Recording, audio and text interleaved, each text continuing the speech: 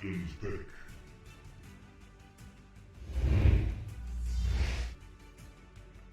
Hello, ladies and gentlemen, and welcome back to HoN OMGTour 2019 Season 1, Day 3, where today we're seeing here Davaj against Team Paradise, and we're starting off with the banning phase right here, and the keyboard man. So we just started with the game. I'm joined here today by, can you introduce yourself? Yeah, hello everyone, my name's Alphonse. I'm pretty sure most people know me from... No, yeah, that's for sure. How you doing, man? I'm good, thanks. What about you? I'm doing great. Are you excited for today? Yeah, I'm really excited actually. What about you? I'm really excited. Can you take over the banning phase right here? Because you got way more knowledge. We can look at some of the stuff that's happening here. So a classic first pick is Lodestone, and I see why they picked it, because it's a super strong team fight hero. It has solo kill potential. It's really strong in lane. It's just an overall classic first pick. It's almost like Magnus, but they banned Magnus, so I guess that's why they picked it. Yeah. After that, they followed up with Demented Shaman on the other team. I would say that that's a good pick, but I won't agree really with picking Demented that quickly after. I would say that maybe Geomancer or something like that would be a better pick there. But yeah, something strong. But obviously, Demented Shaman is like really OP right now, so I guess that's why they picked it. Yeah. Andromeda follow up as support here. Also, just like a generally really strong, has a lot of different things it can do. Also has very strong stun. And it looks like they're going a bit for a stunning lineup, because they obviously picked Captain Kirk's favorite hero, Nitro, which doesn't have any sort of stunning or anything, so it's good to have these kind of follow-ups before you go in with Nitro and start shooting. Getting out of breath here. Kayn. They picked Kayn on the Hellborn team. Kayn is really good at shutting down Nitro, so that's actually a good pick. If they get the Blink Dagger and like the Barbed Armor or something, it's gonna be really strong against Nitro. Yeah. Yeah, Kayn is definitely a very, very powerful hero, yeah. Kayn is like the ultimate carry shutdown, and everyone knows that when Captain Kirk goes ham with Nitro, like the game's gonna be over if you don't shut him down. Because he's obviously like the most skilled Nitro player in the entire game. Without licking too much. He's just like really skilled with that hero. Artesia. Not sure what their Tisha pick means. Maybe it's just like a secondary powerful damage dealer. What do you think? I've seen Kayn and Artesia in one lane before. To be honest, it is super powerful. Like, it's beyond powerful. I played against this lane before. Some long lane. Yeah, I did play against this lane before, and it's really, really strong, so. Okay. And like Artesia and Demented Shaman, Artesia itself just a very, very powerful early hero, so yeah. Yeah, I mean, early game, the Hellborn early game looks pretty nice. Demented, Kayn, Artesia, all really good early game. Can shut down something quite quickly, but they do have Lodestone, and Lodestone is very good at counter initiation. If they go like all in with those three heroes and Lodestone blinks in and does his thing, they can be in trouble. So yeah. They've been banning some other heroes here. They've been banning Swiftblade, Magebane, Chronos, all the classic dangerous carry heroes. Now, Malikan. Heroes that are being banned in every single time are Swiftblade and Magebane and Magnus and Martyr. These are being focused at every and each single game.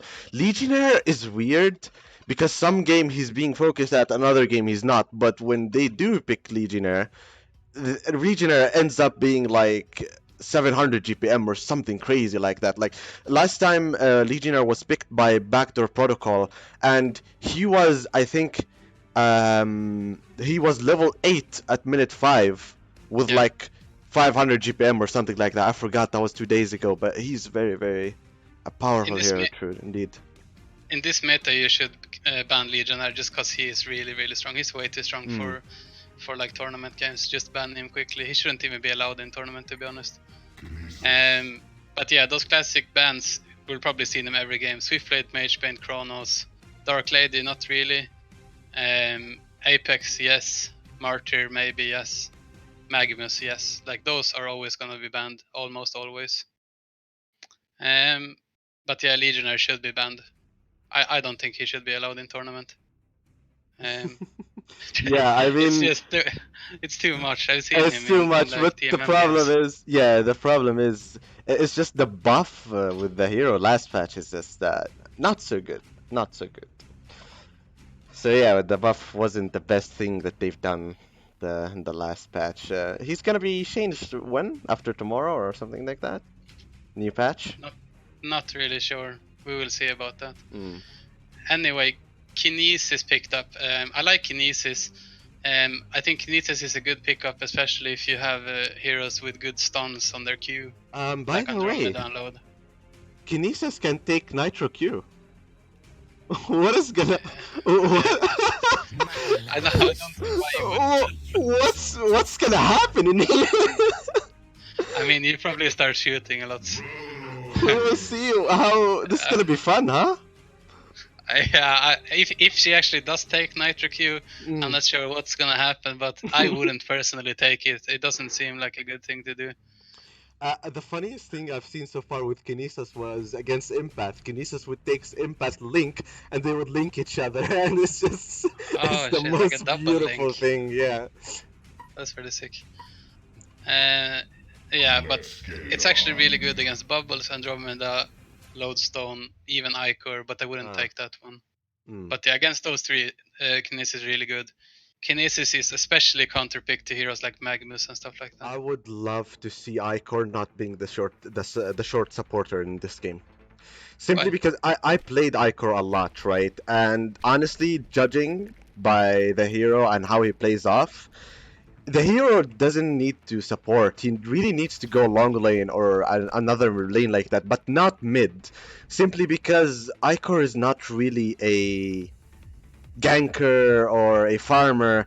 It's just that Icor needs to get tanky. Because then when he W's anybody, he'll be super tanky and he won't die and he's super annoying. With his ulti, he can go in the fight and be in the middle of it and slows down everyone in the enemy team and gives attack speed to all of his team. Yeah, I've I see what you mean. I played Icor a lot, and long lane Icor is just really powerful. And not Yeah, mentioning how insane the hero is in boxing out the enemy support, because yeah. there's the only support that can stand to Icor, sorry, is Martyr, and he can Mm. barely stands against Icor because simply because of his Q. Because when Martyr burns him down, gets his HP lower, same thing with Icor. Icor, the lower his HP is, the more he's gonna heal because of his Q. Yeah. So they do play the same off. Like Martyr and Icor are basically the same heroes, you know? Hmm. And Yeah. Icor being the only hero that can remove stuff like Lord Sulfuras ulti and stuff like that. Yeah. It's a very, Definitely. very powerful hero, and he's extremely underrated by Yeah, what, yeah, like, I agree with that. He's extremely underrated. Actually, when I was playing the last HoN tour, we had him for in like 2 or 3 of our lineups. We had Icor as like our main support, just because of the nature of how tanky he is and good at like helping with the blocking out spells and removing debuffs and stuff like that. And then the ultimate, of course, which just empowers the whole team. I would say the best supports right now to have in a Tor lineup would be Icor, Martyr, Demented Shaman, Aluna, and Andromeda. Those are like the 5 core supports we'll see probably every game. mm, Maybe Pearl. Pearl is also pretty strong right now. Rhapsody. Oh my god, I forgot about that hero. that's a very, very clutch hero. Yeah, let's see if we'll see some nice Rhapsody plays this tournament. Would be fun. Um. Okay, so if we look at what this thing here We look at the on bot, pause, it's very nice. the thing that's going on bot lane is that they're tri-laning the Nitro. Mm. Yeah, they really Um, want to secure him, for sure. and Bubbles disconnected, or yeah, he disconnected. He ran back to the base. Oh, that is not a good thing. That is a really bad thing. Oh, and How? he's playing against Kinesis mid as well. It's not good to lose as bubbles against Kinesis mid. It's already a pretty difficult lineup, and if you lose like 1 or 2 levels in mid, you're gonna have a rough time. Yeah, Oh, poor he Bubbles. accidentally canceled his TP as well. Oh my, okay. Did he just time out again? Oh no, this Oh, is and not he timed looking out good again. for Bubbles.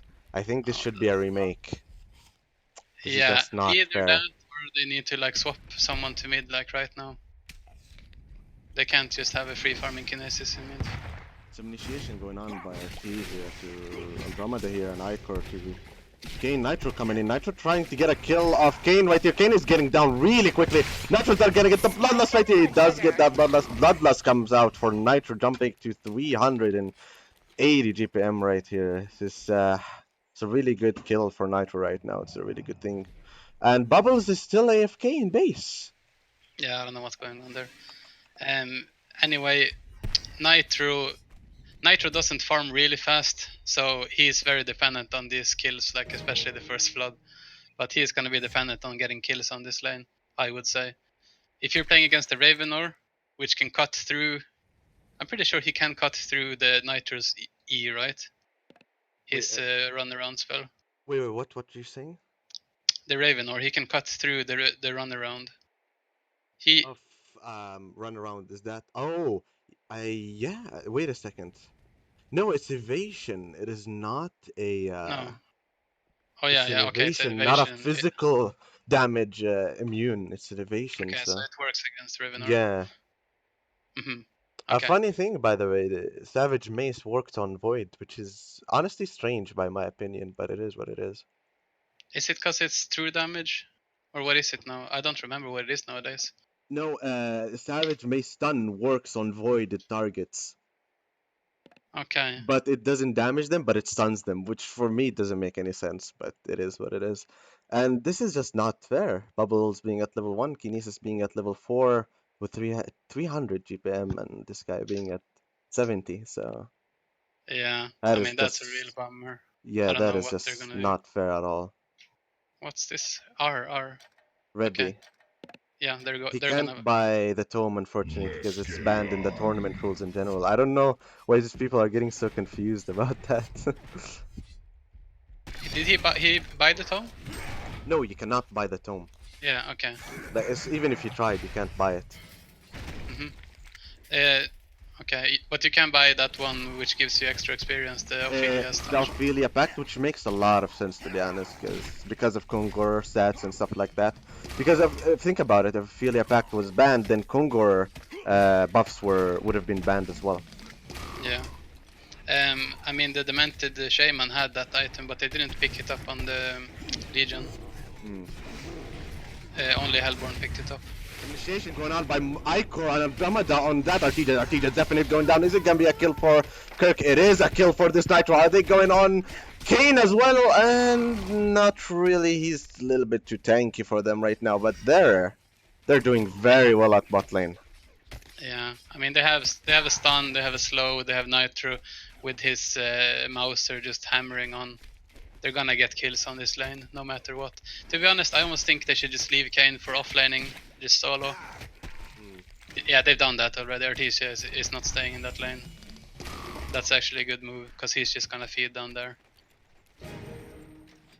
Might be better to rotate him up onto the top lane and try getting a kill on Lodestone, because honestly, Lodestone is just like free experience up there, and Poor that's just the nature Bubbles. of the hero.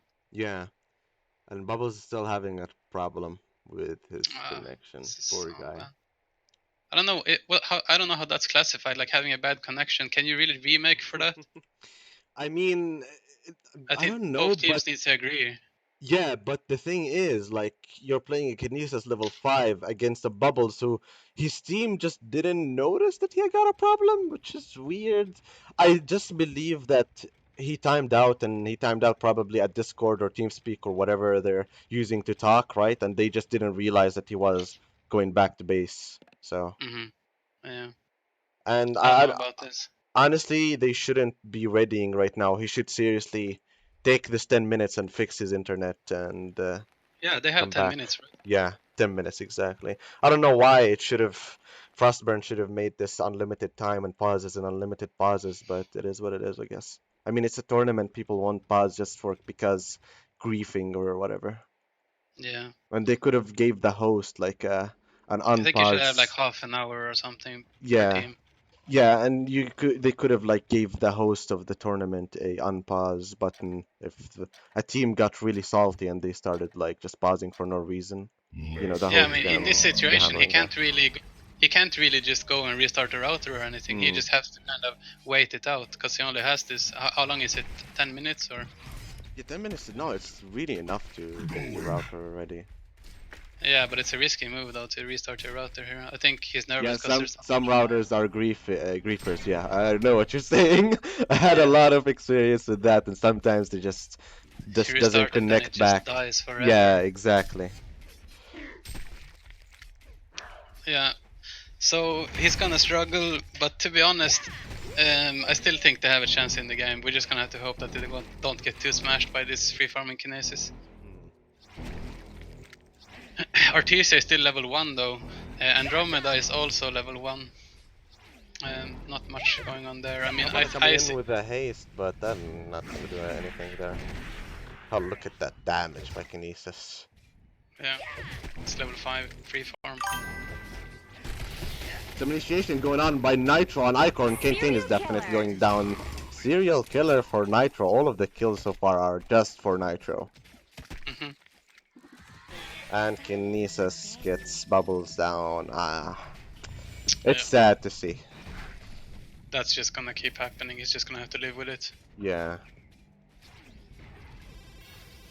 Lodestone, top lane, leeching experience. He's doing better than Kane, but he's come to the position where he's not really free farming anymore. Demented is pushing him away.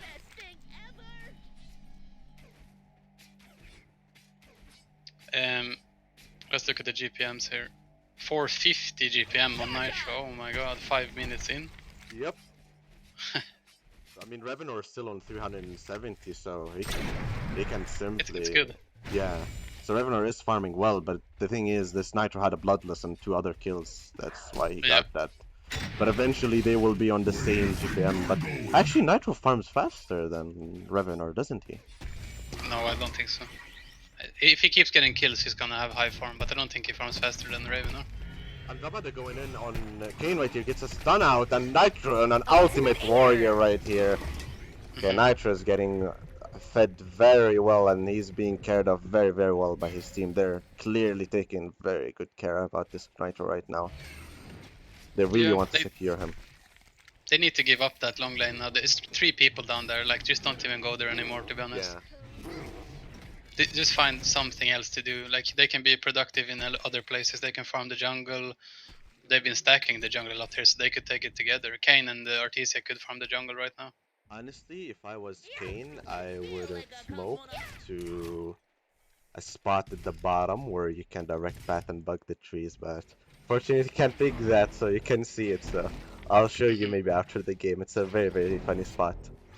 So, Bubble's actually level 5 at mid lane. Yeah, they're trying to set up mid here. Yeah, pretty positive. This Bubbles 100% can come back from this. Yeah, he's already back, to be honest. He just needs level 6 here. Mm. They tried to set something up there, but they couldn't really find an angle, so they were like, nah, let's just go stack the jungle for Nitro. So they're doing the triple stacking here of all the camps. They're probably gonna kill it together with Nitro and go like 600 GPM on him. Artesia back to bot lane though, not really sure what he's attempting to do here. Maybe try leech some experience. I don't understand why is RTJ taking the right side more. Mid lane and bot lane as well. Mid lane, Icor and Bubbles and Lodestone going. Oh, misses stun barely, but still that W is too strong for that Kinesis. Kinesis does go down, and meanwhile at bot lane, they do dive that Artesia for their legendary on Nitro. 500 GPM, by the way. Yeah. It's too much. I was talking about Artesia at bot lane. She was taking the left side more in the lane, which is a really dumb move because now with the new system in the new map, taking the left side as a suicide laner in the Hellbond is a really bad idea because you can get stunned by Andromeda pretty easily and you won't be seeing him while he's stunning you. Some initiation going on by Icor and Lodestone on that Revenor, and he actually wait, no, he did not survive. Oh, no, he did die. He actually TP'd and died in the same time. Yeah, his TP was successful, but he died while it became Yeah. successful. Feels bad, man. Is that a bug? No, it's just two things happening at the exact same time. Well, that was really not a good thing to see, but it happened. Yeah. Yeah, they don't have any dots or anything on him there, did they? No. 'Cause that might have been it. No. Hell, the Legion is just doing amazing at this point. Yeah, I mean, because of how well Nitro did in bot lane, it created a lot of space for Bubbles to just only have that kinesis on him. So that made sure that he can still get the levels that he needed. If they were also winning long lane, mid lane would have been a lot more difficult for Bubbles. He wouldn't be able to play this aggressively. Yeah. So it's because his team is winning that he's able to get back from that connection issues.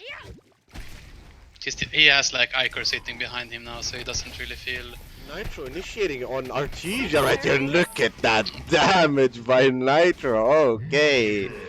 Yeah, this is where Nitro is getting very, very powerful right now. They should be seriously careful. And a smoked Kinesis coming behind Nitro. Nitro is not noticing that Kane coming up right now as well. Ulting Kinesis to Nitro. Nitro is gonna go down for sure in here. He did get the W back. Is he gonna be able to kill them actually right here? Nah, the Meta Shaman is coming with the Kinesis. Nitro does go down. It's too much for this Nitro. And Icor and Bubbles are right now in here. Icor initiating all that. Kane is kinda going down right here. Bubbles getting the ulti off, but Kane is very tanky right now. But Andromeda gets her stun off, and she does get him. Kinesis responds to killing Icor with his W, but is he gonna be able to get Andromeda as well? Why are you going for Bubbles? Is he gonna be able to shell out? No, but he even had the shell and Revenor gets that Andromeda. And is Bubbles gonna be getting down? No, he's not. Is he gonna be able to escape? Though we will see. And Artesia random Q, and she does get Bubbles.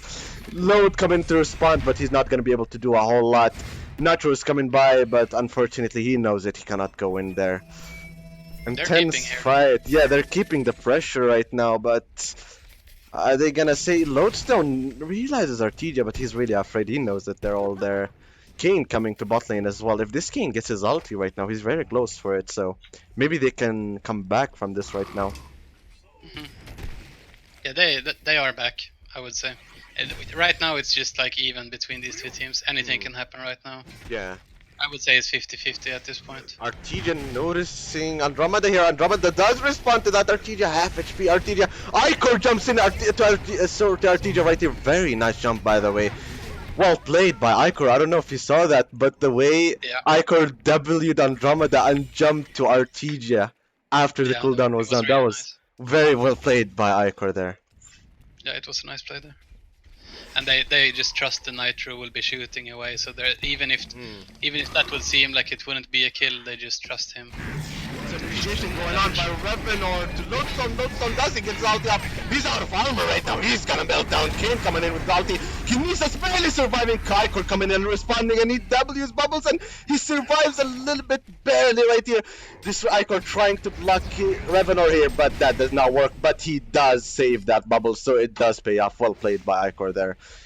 Risking his life for his mid laner. Very well played by him. Yeah, that was a nice play. That's kind of the stuff you want to happen in TMM, right? The support sacrificing his life for the ultimate sacrifice for the mid laner. It was nice. Nice to see. I got you, homie. Don't worry about it. Yeah, that was very close, actually. If he died there, Bubbles as well, that would have been bad. There's no towers killed either here, right? No. So, I'm pretty surprised 12 minutes, not a single tower is down. Yeah, honestly, I've been noticing in the tournaments that the towers are not being focused on a lot. The Meta Shaman going through Lodestone. Nice stuns! And oh my god, Kinesis silencing him and taking his Q and stunning him. That was a about 6 minute stun straight by Revenor, Shaman, and Kinesis. Very well played right there. Really nice stuff. Yeah. That's what I'm talking about. Kinesis taking the lodestone Q. It's like almost a counter pick. Yeah, and not only that, but now the lodestone Q gives him movement speed after he uses it, so that will benefit Kinesis a lot. Yeah, he wants to have that spell like for the rest of the game. It's just so good on him. And Bubbles Q with a Beak as well, that'll be really good for him. It's also good, yeah. This game is looking intense, like, who do you think is gonna be taken over?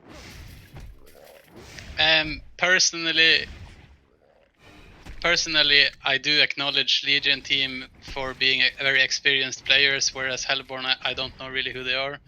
But depending, or looking at how they're playing right now, I'm not really sure. I think any of the teams could win right now. It depends on how they actually start playing in late game. Right now, they're doing the things they need to do. They're playing well. I'm actually surprised. And also, it's a bit more evened out on the Hellborn. You have both Kinesis and Ravenor as very farmed, and the rest of the team is kind of like evened out, whereas in Legion, it's only Nitro. So they kind of have an all-in thing going on here with Nitro. Nitro, like one-man army. Yeah. I mean, I think is that's Nitro, fine. what is Nitro buying? I think he's buying a mock. Is that a good thing for Nitro? Yeah, I mean, sure. And mock and Dawnbringer on every single hero, I think, is viable in this current meta. So I wouldn't say that it's bad. And especially if he can get this much farm. 14, like if he has a mock within another 3-4 minutes, then yes, I would say that it's viable. Even strong. Lodestone gets a kill there top. Oh yeah, Lodestone got a kill on our TJ when down was and focusing mid. on. Yeah.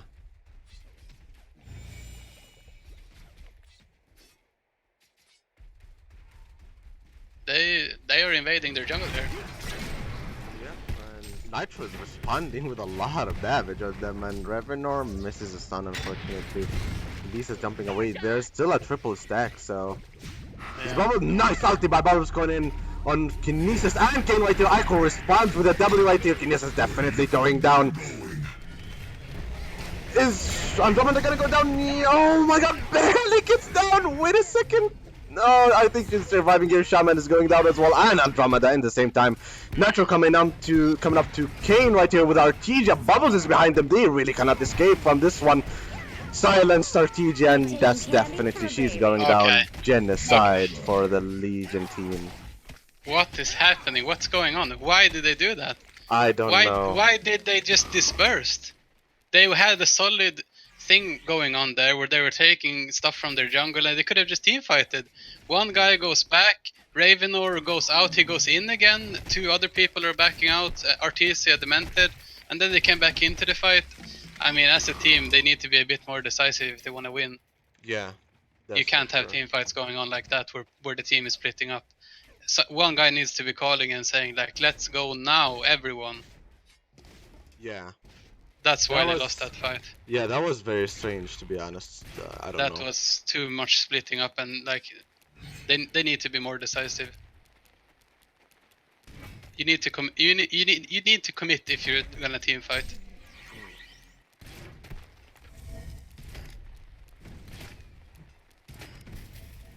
I'm not sure what's going on with the concede vote there either.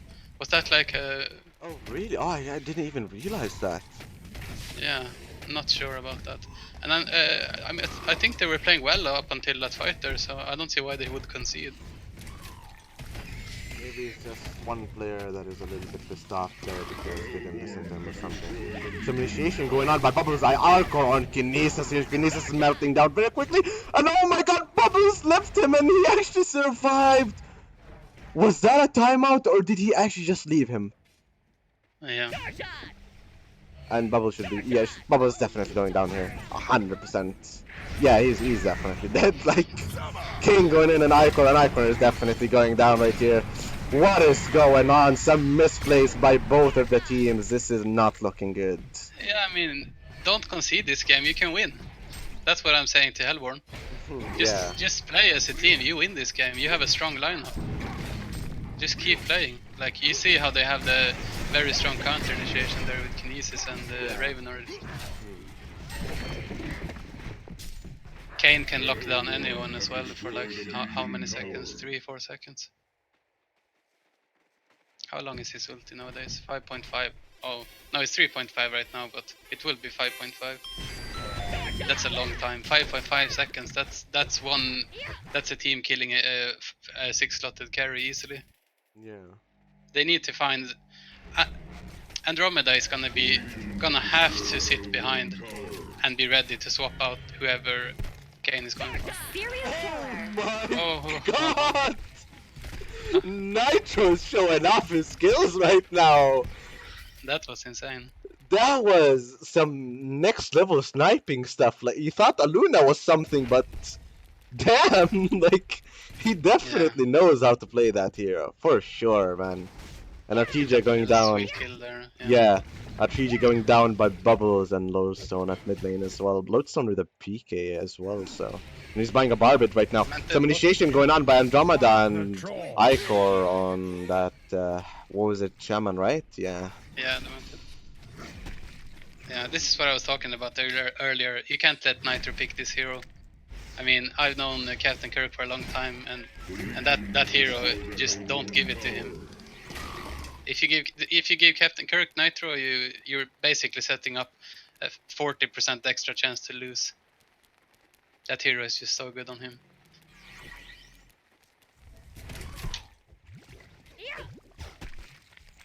He's a pro with the Nitro, that's for sure. Yeah, I mean... Yeah. No, I just mean like, yeah, that hero is so strong when played right. Yeah, for sure, yeah. I mean, he's on 620 GPM, by the way. It's the Mock and Lightbrand thing going on. You can farm so fast with... You have the Mouser, so you can do like 2 things at the same time. Almost. He's almost level 16, while Revenor just hit level 11. And he's gonna be level 16 if he takes this wave right here, which I believe he's gonna do that. Yeah, there's a level 16. They need to start killing Nitro now before he gets a Dawnbringer. When he gets a Dawnbringer, he's gonna be hard to kill. He's really good at swapping life with the Mouser. They need to keep their eye out for that as well. He's very good at baiting with Mouser and doing the thing where you swap your health back, you know? Yeah. Okay, so they're kind of farming together in the jungle here. Gonna defend this tower, I guess. Does Jade Spire work on Nitro, by the way? What's that? Does Jade Spire work on Nitro? Yeah, I guess. I haven't tried it, but I assume it does. Because with that mock that he got, I don't think that the Jade Spire would be a bad idea. Probably not. But I think he's gonna go like Rift Shards or something. Yeah, of course, but still, like, I don't know, man. I'm not sure if it hires the mock range or his Q range, because if it does, and his W range as well, if it does do all of these, maybe his E as well, but I'm pretty positive that his E is a radius, not a cast range, so. I think Lodestone is planning on a kill on Revenor right here. Yeah, I think he might even be able to solo kill him. I think he can actually. They're waiting here. Yeah, they're waiting here. Bubbles is coming. Oh, Lodestone coming in. Oh, did he miss his ulti or? No, it hit him. Oh, well played, but 270. I mean. Anyway, he pushes him back to the base. I mean, this is still good, even if he doesn't die. He has to TP back, wait. Downbringer on Nitro. Oh my god, already. 21 minutes mock Downbringer. Almost 700 GPM, by the way. Yeah, and he has 3 other small items as well. I mean, he's so farmed. Yeah, this is gonna be a one-man army. If they let him shoot for more than 10 seconds, he's gonna kill the whole team alone. Yeah, if he gets the legacy as well. And I just wanted to say, with top lane, a Codex on load is actually really good. Yeah, Codex is fine, especially against just the only thing he's gonna do is be looking for solo kills. So I think so, yeah. Not only that, but like Artesia is very low, Kinesis is very low hero. Kane doesn't have that much of protection. He does have HP, but not a whole lot of protection. Shaman got his Unbreakable, which is gonna be a pain in the ass for him. But other than that, Codex would be really, really nice on this Lodestone. Yeah. So what's happening here is that Hellborn seems to have lost their morale. I think they're not really doing stuff like they were doing 5 minutes ago, and I'm not really sure why, because it wasn't so far away in terms of farm and levels 5 minutes ago. Yeah. They've been just kind of roaming around. I don't know what's going on here. I hope they get a Congo right now, to be honest. Oh, This they're is getting going cleared. on Revenor on that Icor. Icor is definitely going down right now, but are they gonna respond though? No. Okay, Nisa's going in on Andromeda, but he pays it with this Nitro. Nitro coming in. He's going on King. Look at that damage by Nitro. What is going on? Artesia trying to spawn, but he gets melted down.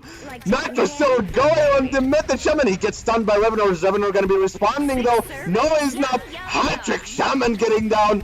Onslaught and hat-trick, what kill? Is he gonna get an annihilation? This is just a massacre. What is going on?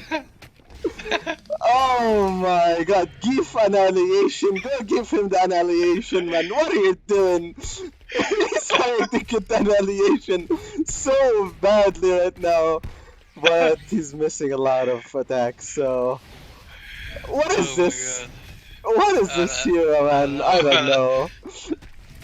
I called it in the start, like, just don't give this hero to this guy. This is why, like, just don't. Whoever plays the rest of the tournament, like, sorry for giving it away, but ban this hero.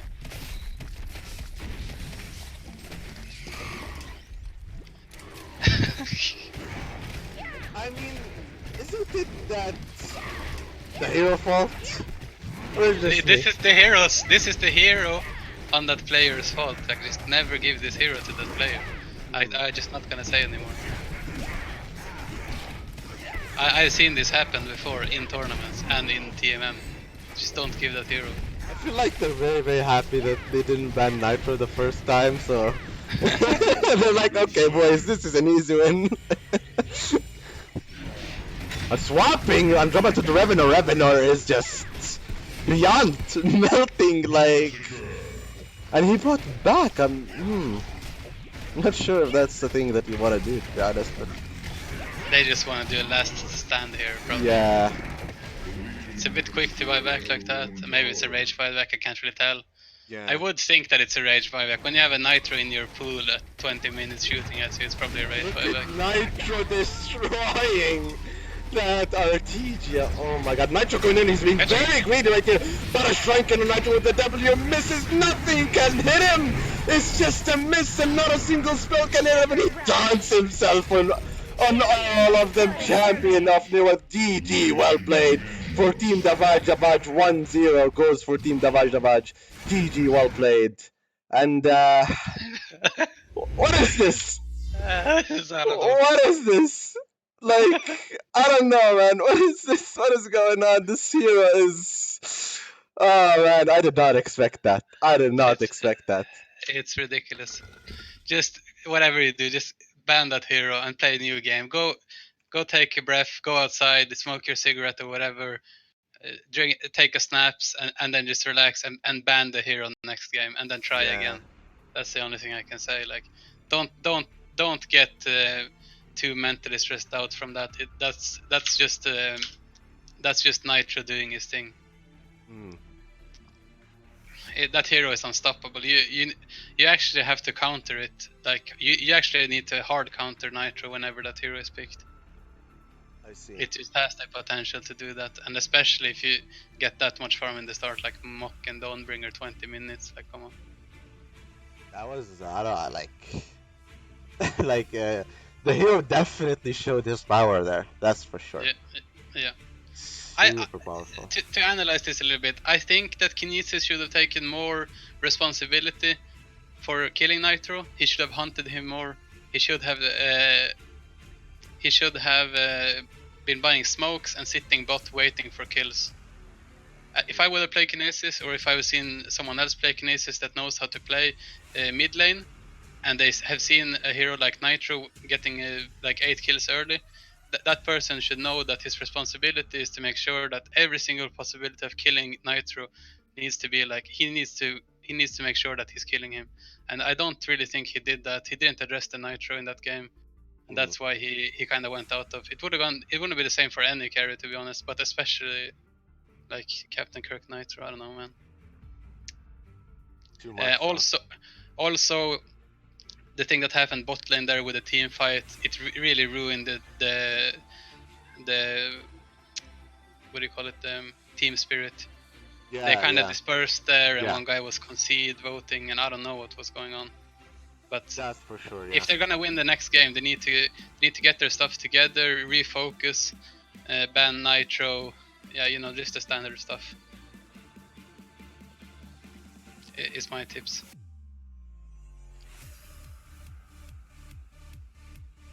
I mean, it's too strong. The hero is just way too strong. Like, I don't know. It's stupid. Yeah, it's ridiculous. it is stupidly strong. And by the way, like the Legionnaire is even stronger, don't you think so? Yeah, I mean, I've seen Legionnaire, some good Legionnaire players play that hero, and that's also stupid. But still, yeah, I mean, they should probably ban him as well, but not really sure. I think ban Legionnaire, ban Nitro, ban Magnus, ban Lodestone, ban Magebane, ban Swiftblade. If you ban those 6, Chronos, yeah, ban Chronos. If you ban all those heroes, then you might have like a maybe not so OP heroes in the game. But yeah, Legion, they're gonna be playing on Legion side now. I'll just call them Legion. Team Sinks? Paradise, yeah, Sinks Paradise and Davaj. Yeah. Team Sinks Paradise. They should focus on banning Nitro. They should focus on banning Chronos. And I don't think they should allow them to pick Lodestone either. I'm just trying to think what else they can pick.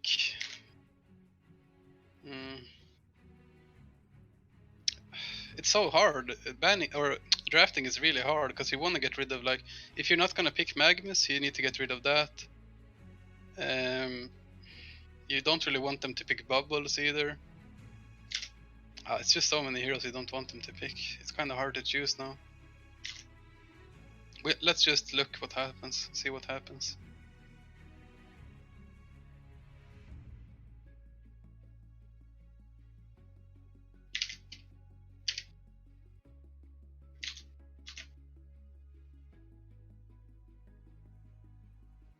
Alright.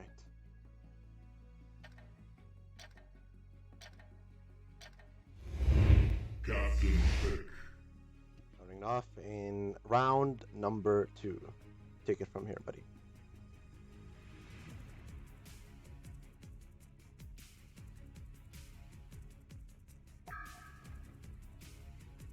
Magebane, the regular.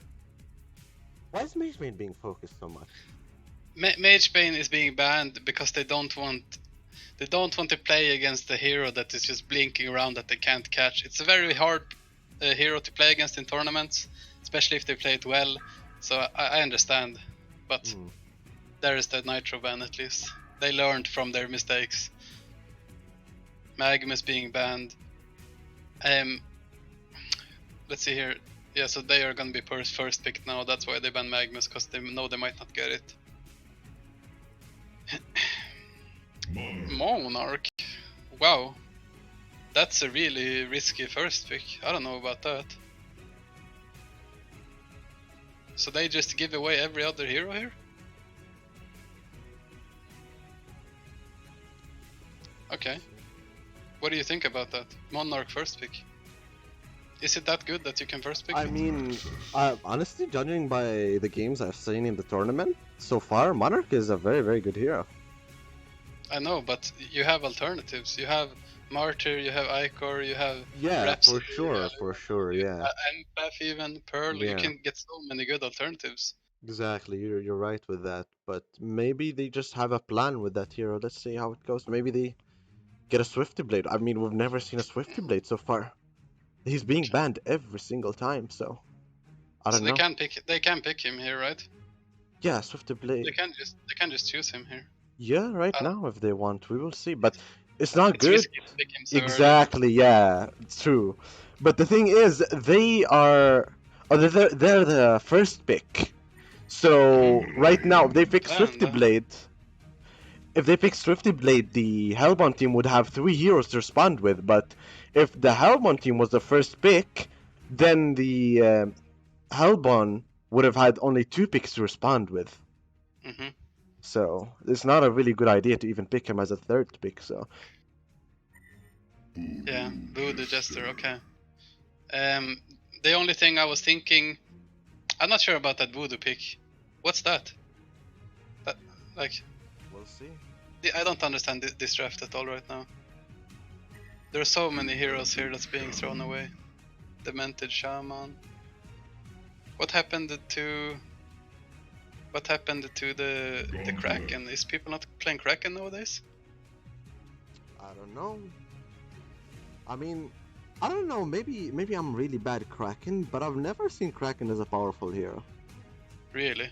Yeah, I don't know why. Because you see, I play a lot of heroes at mid lane, and when I played Kraken, he's strong. Yeah, I know that, and he's a very very fast farmer, and I realized that. And if you farm with him a Geometer's Bane with a staff or something like that, he's super powerful. But I don't know. I've never seen him as an actual strong hero for some reason. I've always seen Deadwood to be stronger, or Witch to be stronger, or Succubus, Riftwalker, Hellbringer, Parallax, Torturer. I've always seen these to be a way better pick than Kraken.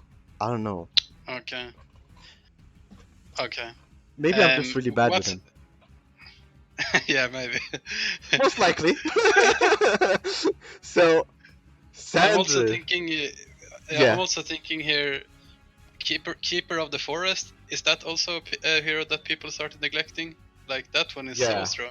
The thing about Keeper is that how annoying the hero is because you need two items, which is Shrunken and Geometer's Bane. And yeah, sure, you can get Sand Scepter and stuff like that, but as a carry, you will never buy a Sand Scepter. And now Nullfire does not work on self-active, so Mm.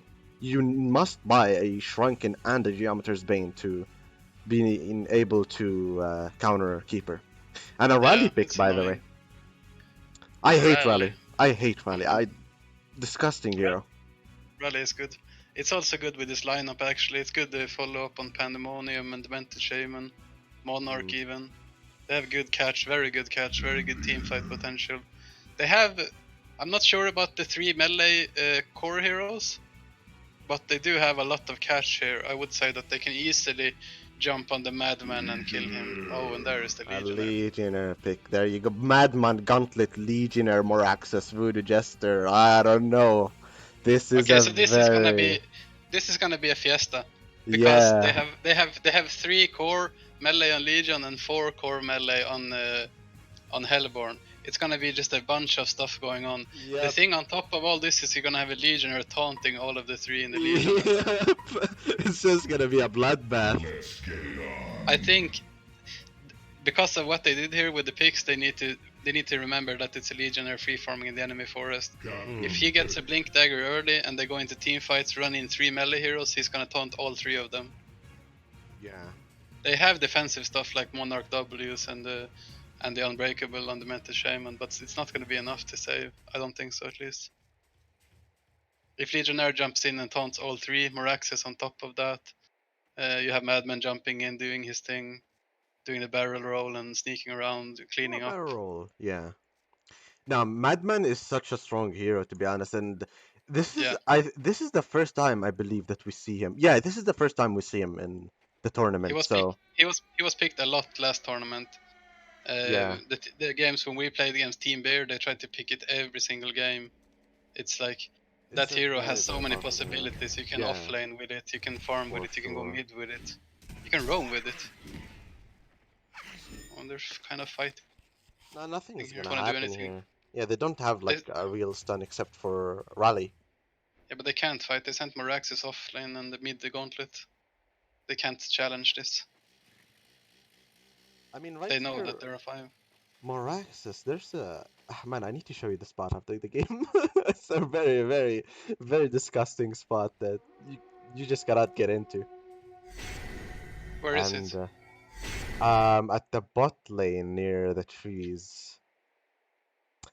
You know direct pathing, of course, and Yeah. you know how buggy it is. Yeah, but I think those things are illegal to do in tournaments. Really? Yeah, they are. You can't do cliff walking. Oh no, no, it's not cliff walking. No. Okay. But it's But still some. I hate the fact that because of direct pathing, there's some spots in near the trees that you can go into only with direct pathing. It just never made any sense to me. Yeah, it's just because it forces through the hitboxes, kind of. Oh, they're Hmm. going here? They're just kind of trying to push him out. They won't. Monarch is. Monarch is not being this decisive. Oh, now she is. Okay. She goes in here. You can cut the tree in here and keep running, or just keep going like that. They can't really do much to them right now.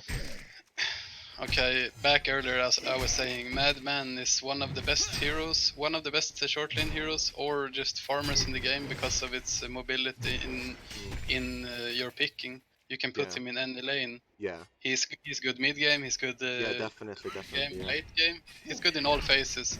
He can end game carry. You can play him roaming. You can do whatever you want with that hero. That's why he's Hmm. one of the best carry heroes in the game. I I mean, still don't see that you should ban him, but he's very versatile. yeah. I mean, I've But he's not noticed back. in the HoN tour, I think World Final was 2017 or so. The Thai team used to play Scout and Madman to Suicide a lot of times, and he would have actually paid off every single time. So Yeah. was a very, very good pick for all the players. So. Hmm. And Scout was a surprising thing as well to see, and it actually worked out with the Scout Suicide, which I was very impressed to see. Hmm. Well, I mean, Scout is a very good hero on offlane if you play it correctly. I could say that it's actually a really strong pick if you play it well. It has the silence, it has dewarding, invisibility, sneaking up on people, disarm, sniper ulti, so many good stuff. You just have to make sure you get the levels. If you don't get the levels, you'll be kind of useless. Goes for any hero really. So Gauntlet is kind of owning mid here.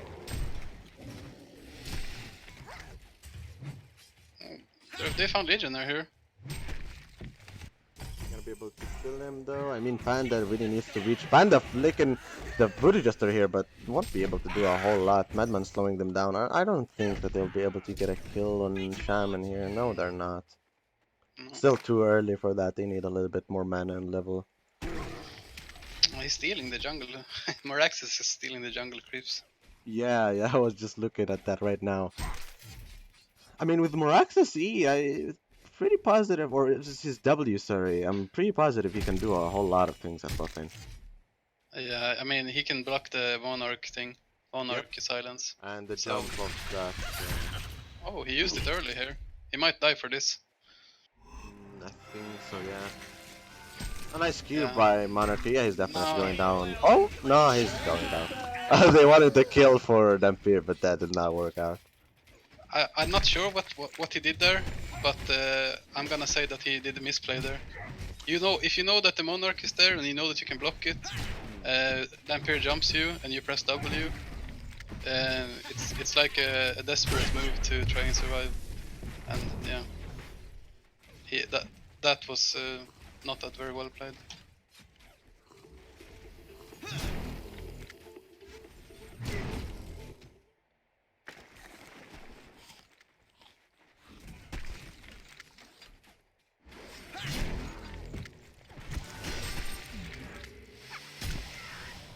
They're kind of boxing out Madman top though. He's not really farming that well. Yeah, he's on 230 GPM, definitely.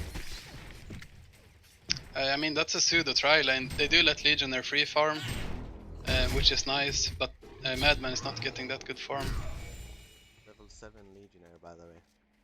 I mean, Demented Shaman Pandemonium combo is like a classic. You have the minus armor on the flick and then the physical heal. It does a lot of damage, so Madman needs to be careful. Oh, they're kind of Oh beefing no. here. I think he might get a kill here actually. Yeah, with that haste, very lucky haste, unfortunately. Oh, that's a sweet kill. That's a Yep. necessary kill as well. So he's level 6 now on Rally. That could easily mean a kill here on the Madman. If he if he does like a smoke gank or something. The only thing needs to watch out for, if he does that, they have a level 7 Legionnaire here as free farming. Nice. Oh, you're going for Madman right here, definitely going down right now. Madman goes down, but Buddha won't be able to respond right now. That's what I mean about the minus armor heal combo. Yeah, and he didn't realize they have a rev ward as well, so... Some initiation going on by Moraxis to Monarch. Is Monarch gonna be able to go down? Monarch cocoons himself. And he's surviving. Is he gonna be able to live in the end though? Another nice axe by Moraxis. He's cutting the trees. Oh my god, very well played by Moraxis there. Yeah. Is he gonna be manning up to Dampier right now? Doubt it. Yes, 3 charges, but he's not gonna use them. Yeah, okay. So he made, he made a really well play there, where he kind of was fake retreating and then turned on the Monarch. Yeah. Like classic offlane play you will see from good offlane players. I actually hate when that happens, when I fall for it myself. I'm playing support, and he is acting as though he can't do anything. He's running away, and then he turns and just kills you. You're like, how? Was that a random hook by Gauntlet to...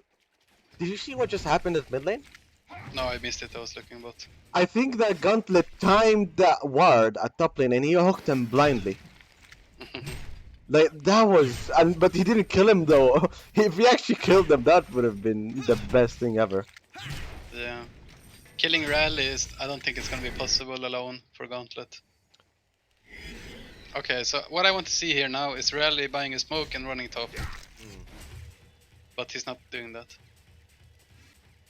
There is nothing more for him to do in mid. He's a level 7 now. He has all the items. He can do smoke, and Panda flicks the Madman, and that's a kill.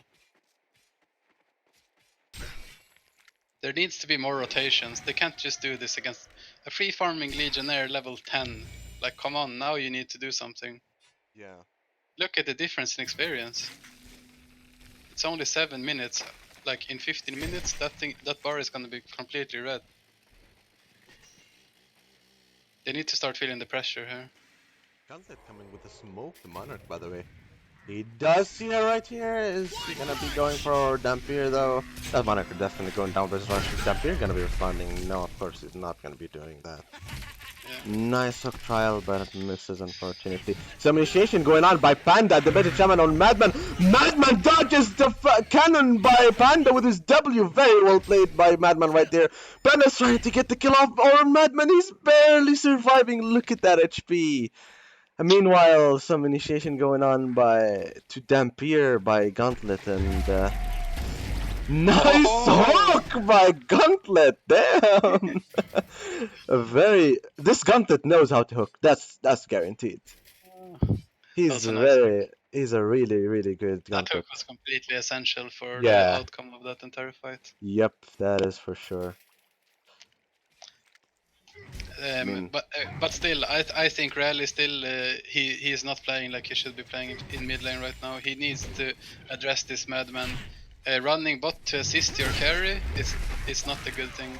Okay, Dampier rotated and he actually got Madman. That's a really nice rotation. I don't often see short lane rotating.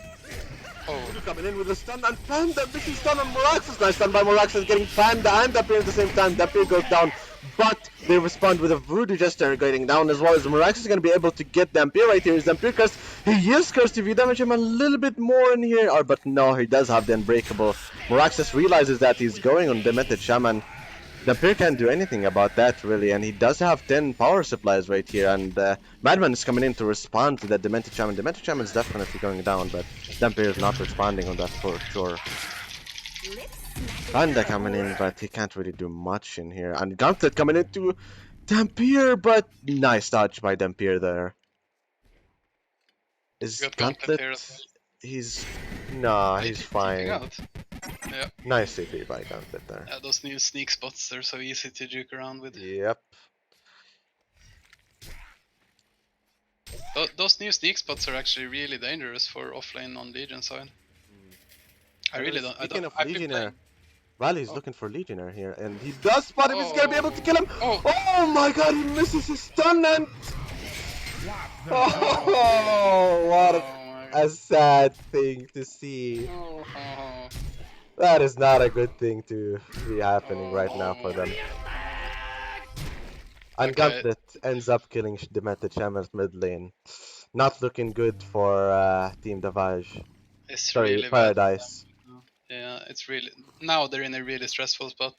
I know how stressful you start feeling in your team at this point. It's the game where if you lose this game, it's over. It's best of 3, right? Yeah, and by the way, I just realized that I gave a wrong point to the wrong team, unfortunately. And Gauntlet going on. Oh, nice haste by Gauntlet. That bad, that definitely going down right here. Raleigh coming in with the ulti, but he stops it for some reason. What's going on in here? And Gauntlet does get the kill on that Pandemonium right here, and Raleigh can't do anything about that, really. Not sure what he did there. Did he push the guy in? Or? Yeah, he pushed Panda in to stun both Voodoo and Panda, but Panda did dodge that. An initiation going on Meraxas, but Meraxas responds with his ulti, and he does survive. Vampire coming back here, and he misses his ulti with barely any range.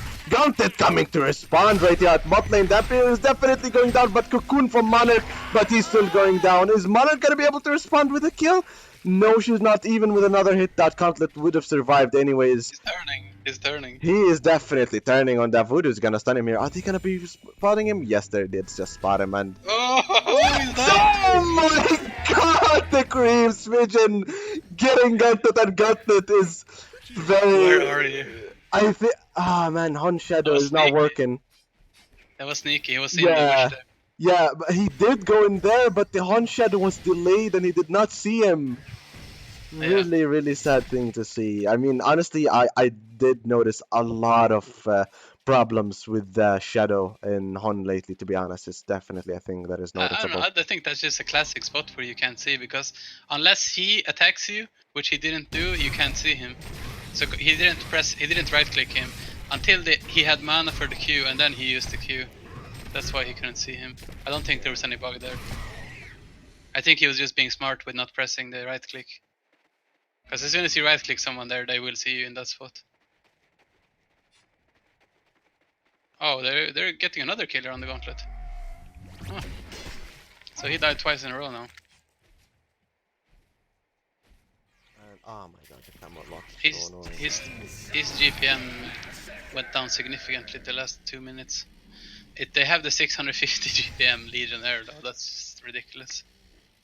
Did they not just did they not realize that on Legion team, or they just they can't do anything about it? I guess By the they way, need to go as 5 and just into the jungle. notice how good Gauntlet is, by the way. Imagine if the last game he did not get that DC, what he would have been doing that game. Mhm. So, unfortunately, but, you know, it is what it is. And Legionnaire. Are you looking at Legionnaire? Yeah, that's what I'm saying. Like they need to stop him right now. I doubt it, to be honest. Can they? They have to. You know, you lose. It's like if you have 2 lose conditions and 1 maybe win condition, you need to choose the maybe win condition, and that is going 5 people into the jungle and killing the 650 GPM carry. Yeah. It's like, what can you do? I don't know. What they're doing now is just an inevitable loss. They're not gonna be able to kill a Legionnaire with 5 items. They have no hero for that. I mean, It's like they're just setting up an inevitable loss here. Yeah. They have to stop Legionnaire now. Like right now. The thing about Damir, if he gets a staff, he can farm very quickly with these. Not getting a staff. Yeah, but look, level 16. Yeah. He's 6 levels on the enemy carry. This is out of. It's like last game, but now it's the Legionnaire. Appreciation going on. Oh, nice talk by Gauntlet again! And Legionnaire responding here with a very nice dunk, and a Gauntlet out getting 3 people. Panda flicking Panda, sorry, Legionnaire, but Legionnaire with too many armor. Nice Voodoo Jester ulti, by the way, there. Hat trick coming up for Legionnaire on his first initiation, the whole game. 700 GPM. Rally's coming to respond, but fortunately he can't do a whole lot, and this is not looking good for Legion. No, this is over. Yeah. Like this is over, and what I told you when I said right now, I meant right now. Because now they waited another minute, and now Legionnaire decided that okay, I'm gonna end the game, and he just did that. So They get another kill on Gauntlet. It's not the guy they want to kill, though. I mean, it's not giving the game anything. He's just buying it back. He doesn't care. He's like, Legionnaires are gonna carry me anyway. I'll just farm mid. I mean, Legionnaire on 730 GPMs, level 17 at minute 15. They can't let him farm like that. Yeah, he is literally playing against the minutes right now. Like, wow. Yeah. Initiation They going can't. on by Gauntlet on Rally, by the way, at mid lane, but I don't think he's gonna do anything about that. Panda is coming to respond, and that hook gets bugged out because of the flick, and close Panda, nice ultimate pandemonium right here. This Gauntlet is very pissed right now, I can tell. Legionnaire coming in with a very nice taunt, and they're definitely going down. Monarch is definitely gonna go down here at mid lane. He's spinning, he doesn't care. He's rushing in. That's another hat trick for Legionnaire. And he's even getting the tower, 750 GPM. Level 18 Legionnaire. Slash what I said, 760 GPM right now. Going on Demented Shaman. Look at that damage going on by Legionnaire. Oh my god. What is going on? I mean, I don't know. Dampier is gonna try to respond, but that's a champion of Newell. Another nice trial of taunt right here, but he misses them. Morax is coming in, trying to slow them down a little bit. The charge, Panda does stop the charge of Legionnaire with his Q and bloodbath. 760 GPM, level 18. They still have a madman, just keep that in mind. Like, another taunt trial. 16 minutes in. He's definitely going down. He doesn't want to ulti, no, he actually out of mana, and they do get him killed, and is he gonna be able to go down? Yes, he does go down, but for the support, for what? Yeah. I mean, Bloodlust and Bloodbath kill for Monarch. He just buys back and TPs in. He doesn't care, man. He really doesn't care. What is that rev like? Is that just done? Sorry, do you need to bring Groot here or? What did he do? He placed the rev ward in front of the tower. Like Oh. literally in front of the tower. Oh, now guys. Yeah, they're trolling. Now, They're trolling. They're trolling for sure. He just does. They don't care anymore. Yeah. They know it's over. They know that even if the worst thing would happen, all team would die here. They're just madman would go around, farm the rest of the game, and they'd win that way anyway. They can't win anymore. The win conditions are gone. Yeah, it's funny, but it's also sad to see, because with a little bit more experience, a little bit more knowledge about the game, they could have easily prevented Legionnaire from having 700 GPM. I mean, come on, guys. You need to address whoever is free farming. Definitely going down right now. Nice ulti by Voodoo. Just there's Morax is gonna be able to respond. No, he's going back right now, and Dampier gets down in the end, but for nothing on the Hellborn side. Yeah. And the next game, I hope we see, or next game, next match that happens, I hope we see Legionnaire banned, because that hero farms too fast. Legionnaire going in on Rally. Rally's just melting down. Oh my god. They might kill him here though. Panda going in, flicking on that Legionnaire. Legionnaire's too tanky. No more Roxas and Gauntlet do respond, and Madman is responding right now as well. Are they gonna be able to kill Demented Shaman? Demented Shaman is definitely going down. Legionnaire comes in back right now, and Monarch is trying to get a kill off Madman. Is he gonna be going down? Yes, he's going down, but that Dampier is trying to kill Legionnaire. But Legionnaire's too tanky. Monarch cocoons and Dampier, but that won't do anything for them. GG, well played. Team Davage 2-0 for Team Davage. GG, well played. 28 armor on 15 minutes. What? Now what is this? Nitro, and now with Legionnaire. Yeah. This is two heroes that should be banned for the rest of the tournament.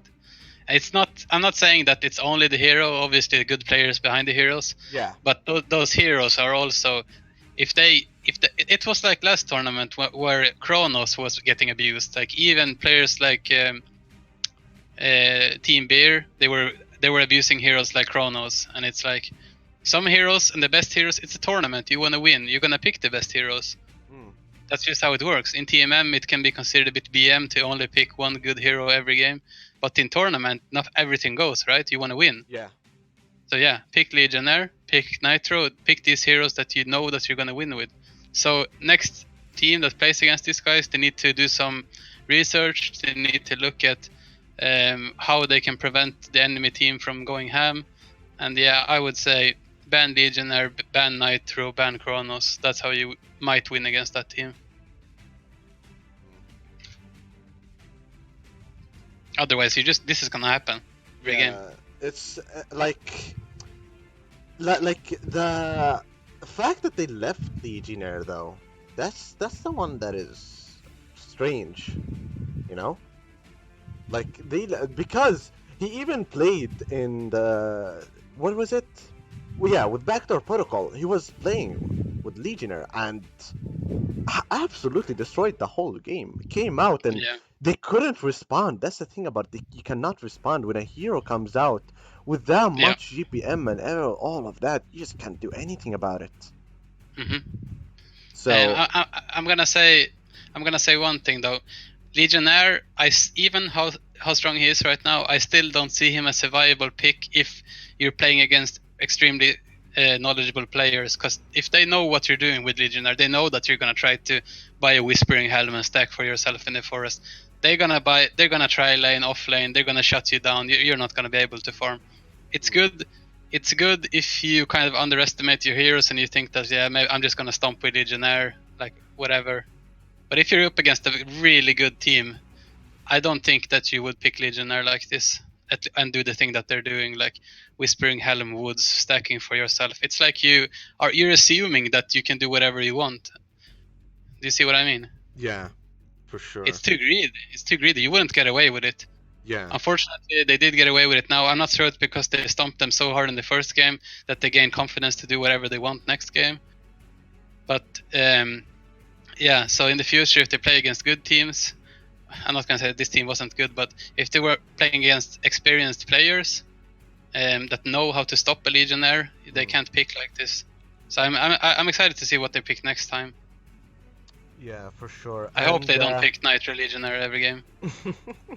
And a thing I've noticed, to be honest, is that there are some players, or not some players, but some teams were very not like some players had some communication difficulties in some teams.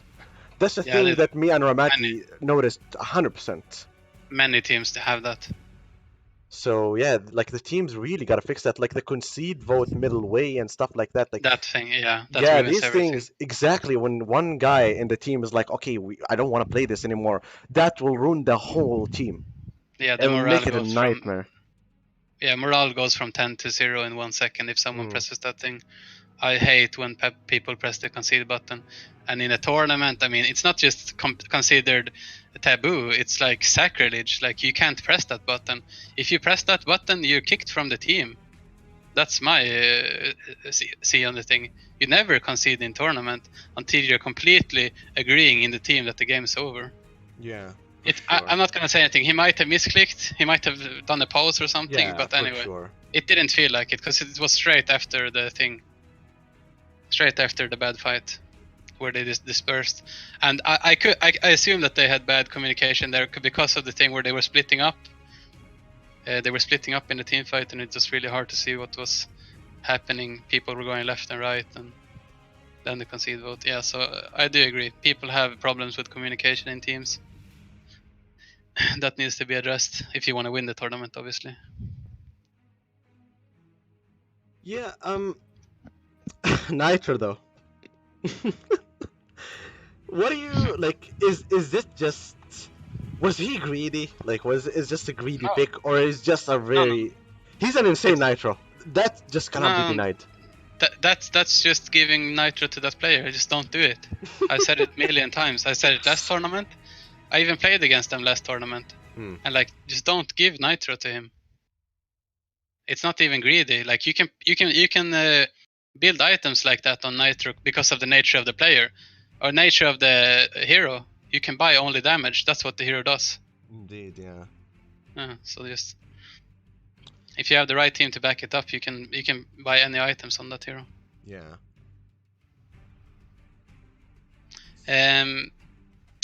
When was the next game? It's in.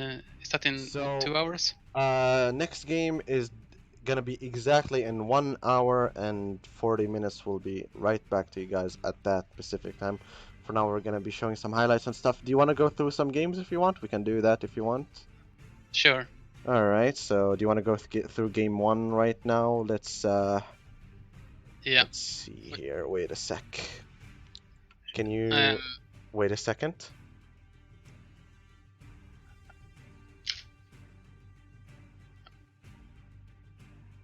Yeah.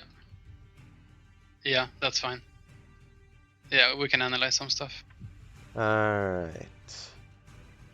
Let's go through game number one, first of all. Yeah, for the people who missed game number 1 or might have want to see it again. Alright.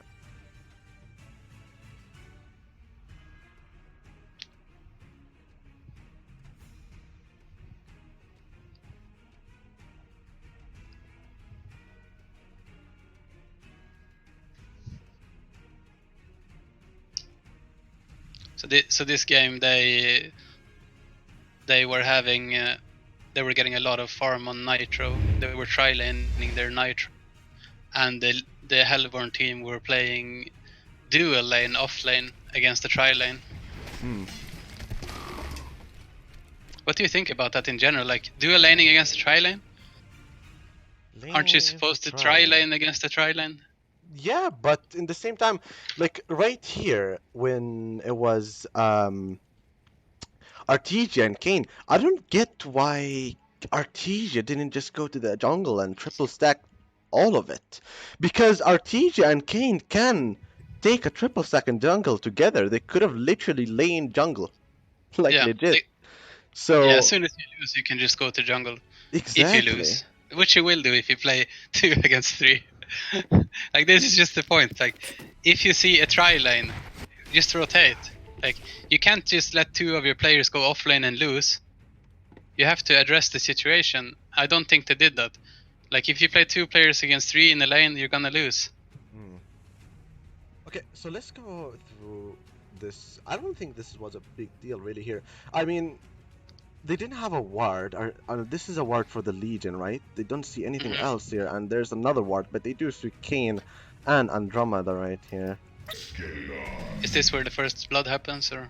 Yep, this is where the first blood came out for Nitro right now, but look how greedy they were against an Icor Andromeda Nitro. Yeah, you can't do this. You can't let yourself get baited on level 1 or 2 or 3 when you know that you're playing against a tri-lane. You have to be more careful here. So this is the first mistake, I agree. They're getting baited by Andromeda. And here comes the Nitro. Just shooting. I mean, okay, that wasn't the first blood, but it's but something similar to that. Exactly, and now after just a while here, there you go. Again, they're being greedy here. Yeah, it's happening again.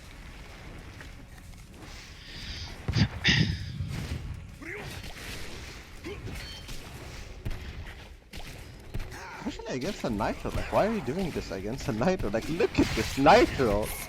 It could be any carry. I mean, you're playing double lane against tri-lane, you go too aggressive, you die.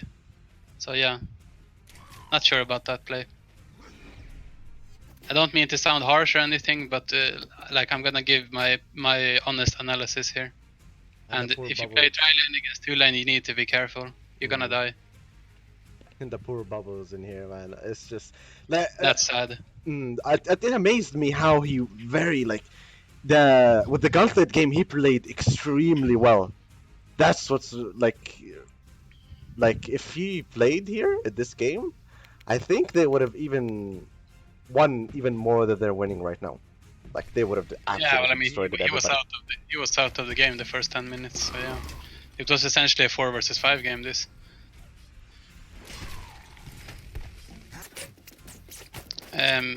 But he did get back pretty quickly, and I do think that happened because they won bot lane so hard. so that they could get rotations to mid. Let me just get something here and make everything look better. Alright, so there's another kill right here by the Legion, or Team Dabaj.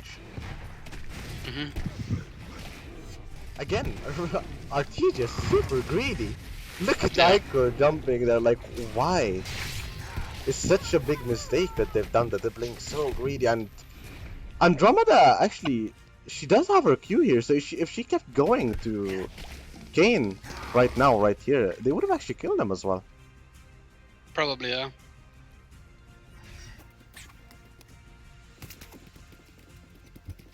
So by the way, what was I was saying to you with the spot? If you look here, now they cut it at 3, but basically you can direct path this. No, actually they did not cut anything. So you can direct path this, okay, and then you will get here. And if somebody walks in here or in here, they won't be able to see you. And Okay, you I can see. even keep direct pathing. All right, so let me open just here Fog of War so everything will be shown, right? So you can even keep direct pathing and go through this gap. Like you can't even see it because of how small it is. This gap right Yeah, here. You it's like can legit, almost buggy, but not. yep, you can go through it and come here and nobody will be able to see you. I see. It's a really, really dumb spot to be honest, and it's just stupid. I don't like playing offlane like that, hiding in trees. But I mean, for some heroes like Wretched Hag or whatever, it could be good to stay there. Yeah, there's this spot as well, and there's this, and if you don't know, you can get into these 3 as well. Yeah. So there's a lot of spots in here, and top lane as well. Like top lane, you got this spot right here, and another thing I didn't see a lot of people do because in as a Legion suicide hero, you can walk all the way back here, and if you cut this tree and stand here, you will leak all of the XP, and it's just not a spot that somebody would come to watch, you know? I wouldn't agree on that. I think as a support, you should check all those spots if you're playing short lane support. I mean, you can argue that, but I think it's your responsibility as a support to check everything there. Yeah. So you could say that it's not obvious that the support will look for you there, but I think he should. You shouldn't let offlane stand there and leech all the experience. You have to cut stuff down and look. I think is Force him out. players don't look at, let's say when we go to any hero, players don't really notice this, if you know what I mean. Because if there's a hero that is not showing up on the map at all, and he's clearly not a jungle hero, but he's getting XP, and some players look in here and be like, okay, how is Kane level 2? Where is this guy? So at that point, they start looking at him. Yeah, you know? need to find him. Yeah, you need to find him. Like now. Find him and push him away, please. You can't let that happen. If someone stands there and leech level 6, that's really bad for your lane. Another like they didn't learn the lesson. Like Kane is literally last hitting like a creep, right? Like what is he doing? It's more severe now that we're re-watching this. The mistakes are actually more severe because they did kind of get back into the game more in mid game, and you kind of forgot about the mistakes here. Yeah. But these are actually severe mistakes because they're giving Nitro so much extra space by just dying to him a couple of times. They're letting him snowball. Stuff like this. Being solo, and you know that you can die, and you let yourself die here. That's a mistake you shouldn't do in a tournament. You need to know that one of your deaths on offlane is giving the enemy carry so much. Serial killer. Yeah, I mean so they gave him the bloodlust and 2 other kills, so yeah. This is not something impressive. It's just Kinesis being way over level. Yeah, that's with because that poor Bubbles. Bubbles was like level 1 when he was still level 5-6 in mid, so because of this connection. But I still think it's good that, I mean, you take every advantage you have in the game, right? I mean, yeah, for sure. You can't use prestige in tournaments like, here, go have your levels. Like if he disconnects and he's level 1, I mean, just kill him. I mean, It's that's not really his team fault, fair, really. but Yeah, but you, that's his team fault, to be honest. So yeah, you use all the means to win. The, I think that goes for all type of competition. Like if you play hockey and the enemy team's guy breaks his leg, you're not gonna like give him space. You're just gonna run over him and win the game. and break his leg even more. Yeah. Yeah, break it more. Again, why? And by the way, he showed himself right here. Look at this. Because Yeah, we he were could have discussing this. he could have cut this tree or this one and get Yeah, through here and come here. But yeah. no, he decided that okay, I'm not gonna do that, and I'm just gonna show myself in here and then go back.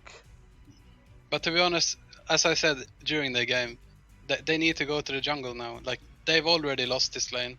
Now it's time to do something else. And this is very normal in tournaments that people, or just in general actually in the game, people go to their lanes and they stay in it for way too long. And they stay in it for so long that it gives the enemy so much upper hand that you can't even win anymore. Hmm. Like you need to quickly rotate. As soon as you die once or twice, that's when Rotate, it's yeah. time to leave. I mean, Just go anywhere.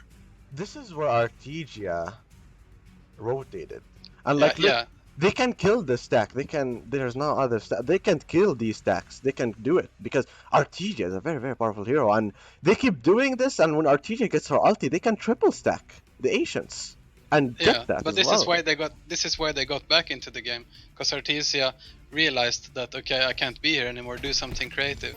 Went into the jungle, farmed, and then got back the stuff that they lost. I think Kane joins him after this death as well, right? Ultimate Aider. Because now it's like now it's obvious to any person. Now it's obvious. Now you can't go back anymore. Hmm. So I hope that here, if I remember correctly, Kane doesn't go there. He goes into the jungle now. Yeah. It does. Yeah, so now it's obvious that okay, let's jungle. But to be honest, to me it's obvious that you would do this maybe 3-4 minutes ago. Hmm. It's a bit too late to rotate. Kinesis is still using this upper hand that he's having so from mid lane, so it's kind of okay in this game, but it could have been a lot more severe. Let's say that the Kinesis lost mid. Oh yeah, he dies there. A lot. So this is where bubbles start getting. Let's this- get a look back into this. This is just he's too overconfident because he's so high Yeah. level. Exactly. I probably do the same mistake here, to be honest. It's not a bad play or anything. It's just a bit too overconfident.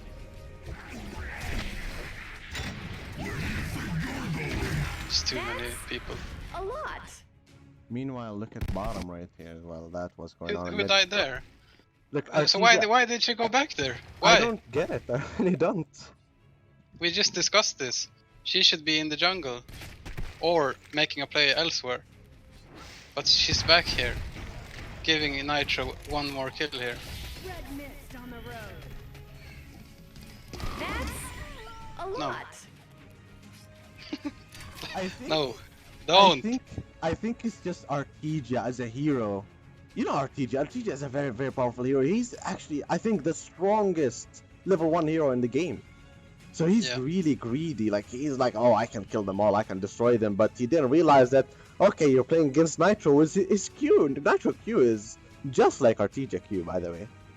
Yeah, So, I know, like- but I agree with you. But I mean, slap the fingers once, slap twice, like third time, you know that you're gonna get fingers slapped, right? I mean, how many times did he get slapped in here? Let's see. And the TPM is stuck. Very nice. How many times? He died 2 times right now. With Yeah, Kane so- dying 3 times, so they died 5 times. And 5 kills. Like all of these to Nitro. Because 5 kills to Nitro Yeah. right now. Yeah. And what I also told you in the start of the first game is that Nitro is not particularly super quick at farming, but if you give him those extra kills in the start so he can get like a mock or something, that's when he really snowballs. So you're not supposed to give Nitro early kills. If you can't lane against him, you leave the lane. And you handle him around 15 minutes in. 12 minutes maybe. You don't stay and die against Nitro. That hero gets extremely farmed when he gets kills. He doesn't get extremely farmed if he doesn't get kills. He is fine to leave. He's not like Magebane or Salomon. Are you If you do saying- Salomon or Wild Soul or something like that, they Yeah. always. But Nitro is not Yeah, like for that. sure. Are He you needs a seeing? few kills. Are you seeing this? The Revenor got a ward, sees Lodestone, but he doesn't care. Yeah, I think just maybe he's focusing on something else like the tower and he didn't see him.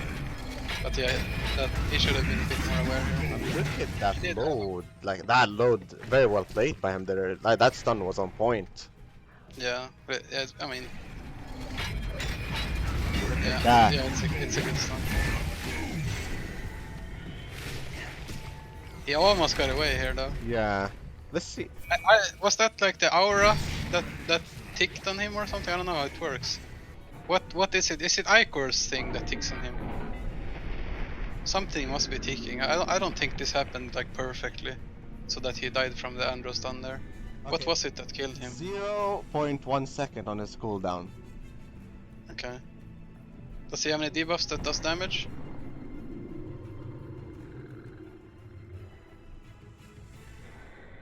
What? It looked like some spell came from the air. I don't know. That's Andromeda's Q, but in the same time, that really doesn't make any sense. Or was it the creep? No. Okay. So is that the meteor that hits him there? It looks like the didn't- meteor honestly- follows him. It didn't even reach him. Wait, look, what's that coming from the sky there? On Ravenor there. The thing, when the Ravenor goes into the base, it looks like something. Is that his teleport? Yeah, Yeah, I'm pretty okay. positive that's his teleport. But look, right here, look a sec. Okay. It didn't Yeah. reach him. No, It didn't reach him. was it an auto attack that hit him right there? I can't. What? Yeah. I don't know. But Volca or Lodestone took the kill, so it was a last hit by Lodestone. Can I see the Lowstone auto attack there? Hmm? Can we look at Lowstone's arm and see if he actually hit him right before? Zoom in on the arm.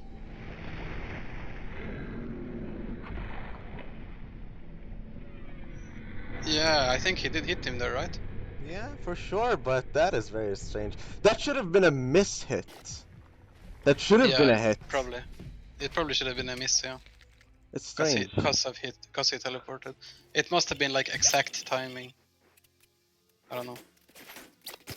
I don't know how that works in terms of how they judge like when the hitbox and the timer expires. Hmm. It might be a bit buggy, to be honest. Or not buggy, but like weird. And this skill right here, look at this. Artesia is still coming back to bot lane. For god unknown reason, but look at this.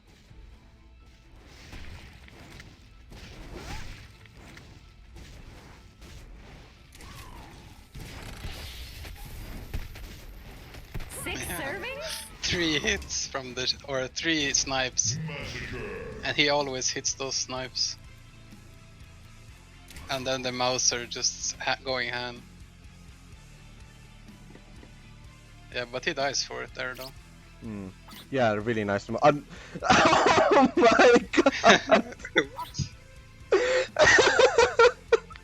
Wait, what happened? Can he not see him or? Double smoke, no, because they both don't see each other, so they both say smoked. Aha. Oh, okay. I thought that would. So I've never Andromeda, seen that. Andromeda's trying to gank Kinesis, but Kinesis is like, nah fam, I'm going bottom. Thank you very much. Oh, Yeah, okay. bye, see you later. Oh, just imagine if he just wasn't smoked there, Nitro would never have died. Yeah. But look, Feels Nacho bad, man. tried to come back here, but Kinesis just found them very Yeah, so quickly. that was a good choice from Kinesis. I would have wanted to see more stuff like that from him in both these matches. Like Kinesis taking initiatives.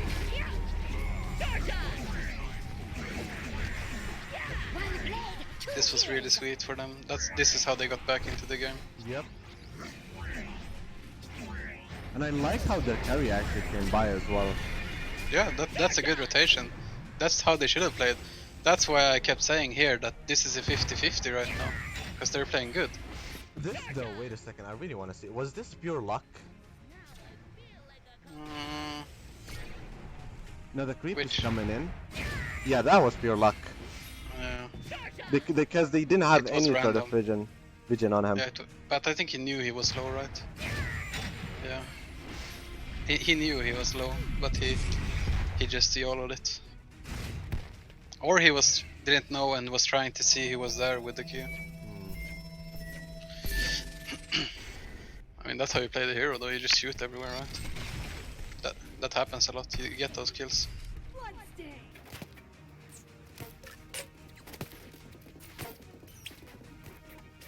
I think they overstayed their welcome here. Yeah, they did. And that's why he died here. That's when you do nice rotations, you also need to think about how long you're gonna stay. Because the longer you stay, the more people start coming back, and then you all of a sudden you're outnumbered again. I mean, overstaying your welcome, it's like someone's gonna die for it. And this he RPG, dies this so many times, and he still haven't learned that you don't stand on this side, you stand on this side, because simply they can see you and they can come from here and stun you so easily. Like, he's still going on this side. It's so risky with that hero, because that hero doesn't have any escapes. Yeah. It's not a Geomancer, it's not a Magmas, and the jump here by Icor, man. Look at this. Look at You this can stand Icor. on that side with the Magmas easily, that's no problem. Look at this Icor. Really nice jumps by him there. Yeah. Also, Icor made some nice plays here. Also the one in mid lane after this, where he saves the bubbles.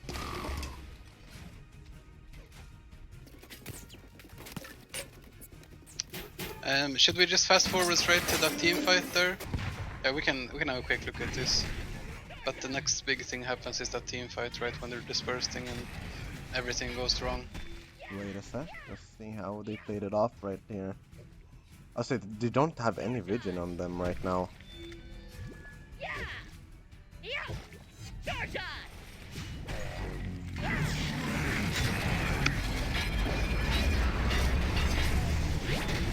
It was very greedy for Revenor to take that load ulti, but still did go down here. The Icor jumping here, this was really nice by him. And look at this sacrificing! Oh, what a legend! What a legend!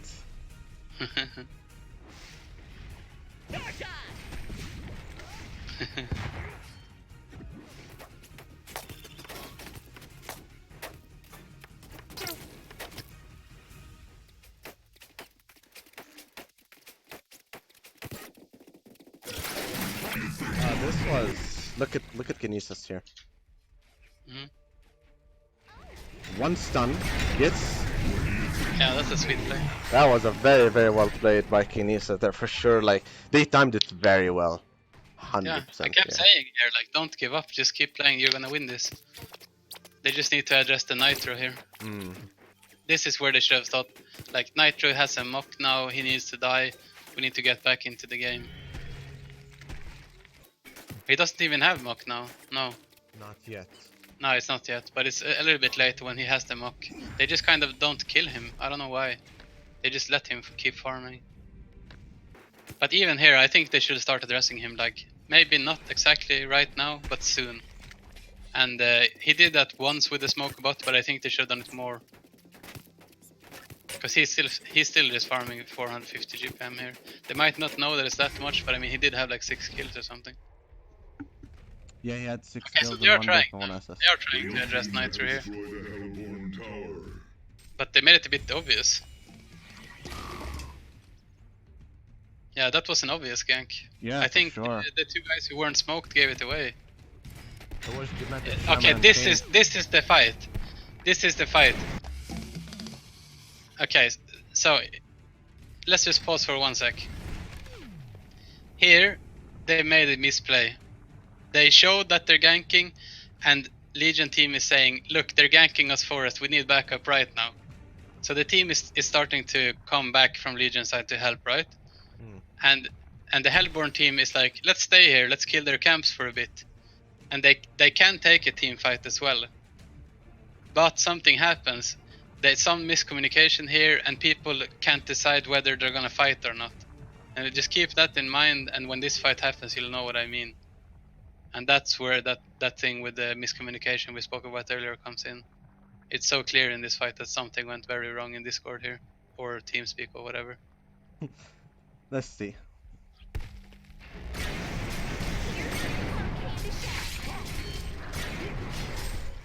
I mean, this is good. Just kill their camps.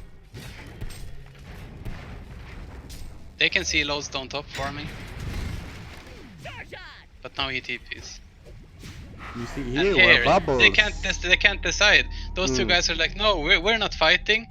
And these guys are like, but we're caught. We need to commit. And then Ravener decides like, fuck it, I'm gonna go in anyway. After this, look, he's like, I'm not gonna let my team die. But that guy to the right, Kane, he can't commit. And then here comes Artesia. This is too late. Like, and now you two are gonna die as well. Do you see what I mean? Yeah, for sure, man. 100%. This team fight was like, this was so chaotic. That's probably taking like, candy from a baby. that's probably like so hard to communicate that fight. One guy needs to call that. One guy needs to say, now we're in. Yeah, their captain needs to decide Yeah. everything, that's for sure. And a mock on... I think a mock is... No, not yet. Not a mock on Nitro yet. And then there was the absolute onslaught by Nitro to all of them. Oh, and another big fight in here. Oh yeah, Bubbles. Yeah, this was strange. This was very, very strange.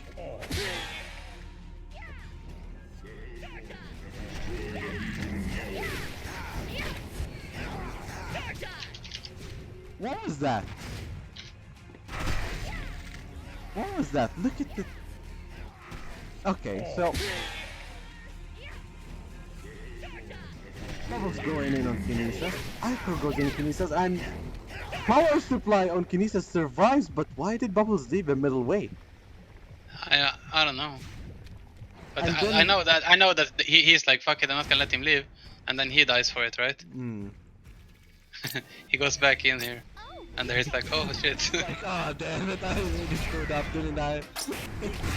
And then Icor ends up dying as well, so...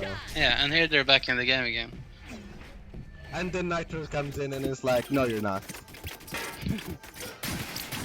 I mean, I think we just gotta focus on Nitro from here, I think. Oh, this still was... Hmm. Did you see this guy?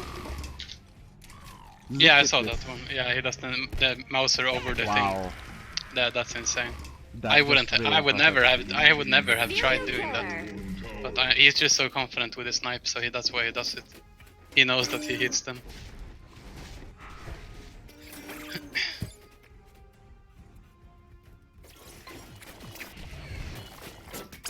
Just some normal ganks going on right now, and then Nitro comes in.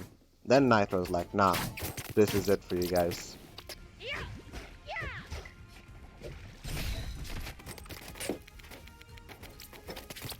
He's waiting for the Dawnbringer. He knows that once he has the Dawnbringer, it's like, then he can go, then he can just go ham.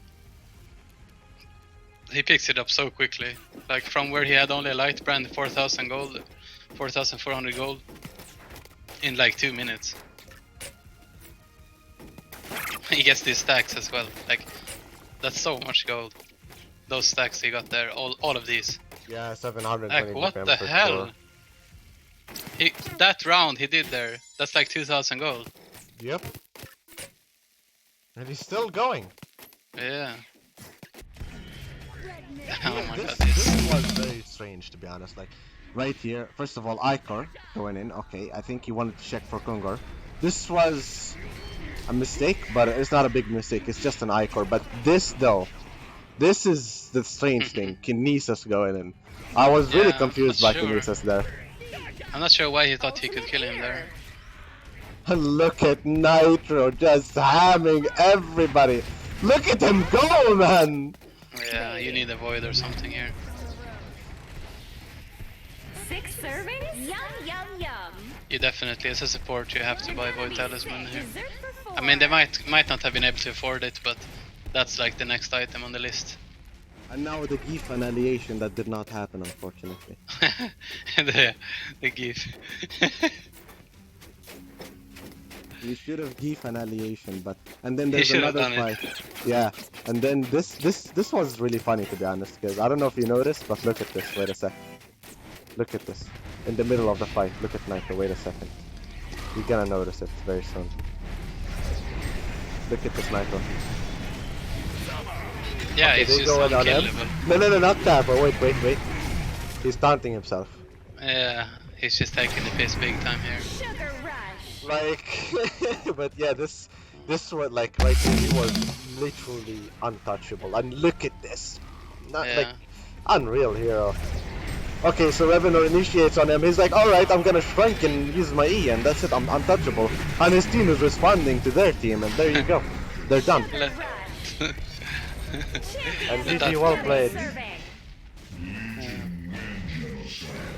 Okay, so we can agree that the hero is OP. That player is really good with that hero, but it wouldn't have to have ended up like this. Many mistakes were made from Hellborn. Even if you're watching this, even if you have trouble hearing this, many mistakes were being made, and overstaying welcomes for way too long on Nitro's lane, giving him the kills that he needed to become like this. He can be countered. That hero can be countered. That team can be won against. They're not gods by any means. Any team could win against them if they did the right stuff, and not letting them pick those heroes, and also countering the heroes, and addressing the heroes when they're getting out of hand and stuff like that needs to be done. Otherwise, you can't win. They just snowball. It's like next game with the Legionnaire. They let him farm for way too long. You can't give him 15 minutes free farm. You have to pick tri lanes. You have to pick one roamer. If you play against Legionnaire, you need a roamer or you need like a tri lane, for sure. They did like last pick him though, so it would be hard to counter when they last pick him. But they should have rotated.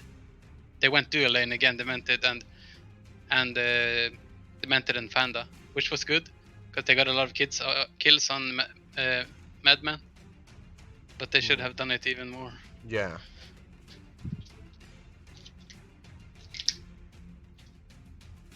Well, we'll be right back to you guys in 10 minutes to analyze the second game of this match. We'll take a 10 minutes break and we'll be right back.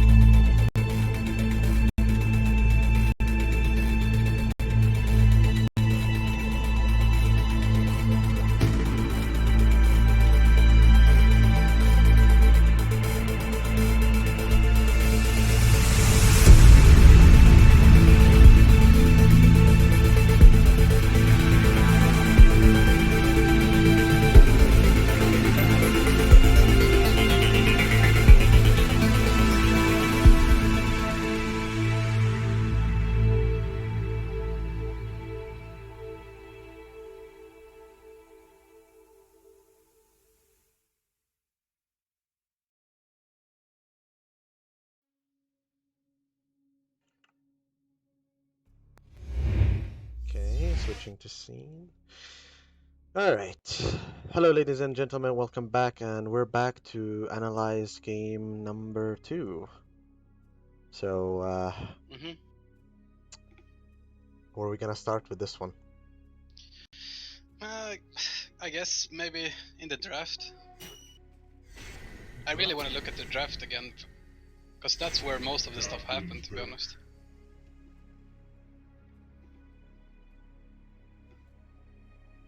It sounds harsh, but yeah.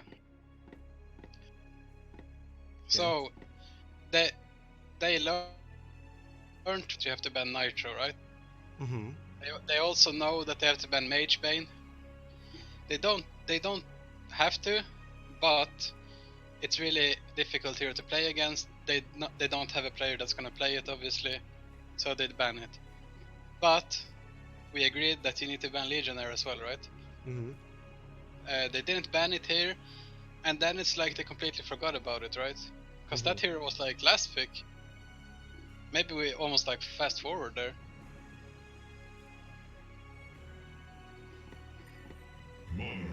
Monarch first pick, questionable. We agreed that Monarch is strong, but not first pick strong. Yeah, for sure. Moraxus also questionable first pick. The hero is strong, but not first pick strong.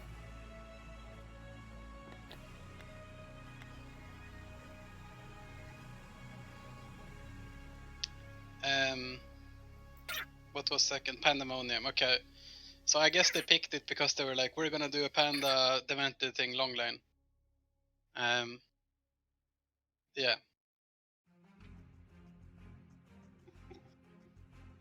And then it's like they just forgot about Legionnaire here. Because they don't intend to pick it, but it's out there. And I assume that they know how OP it is. Yeah, the thing is, if they, like, skipped Legionnaire here, now is their pick, because the one who started banning is them. So now they get the pick as well. But they didn't take it, and they left it for the Hellbound for some reason. Yeah. And even with Hellbound, it was the last pick, like, it wasn't this... that's what I said, it's like, last picking Legionnaire.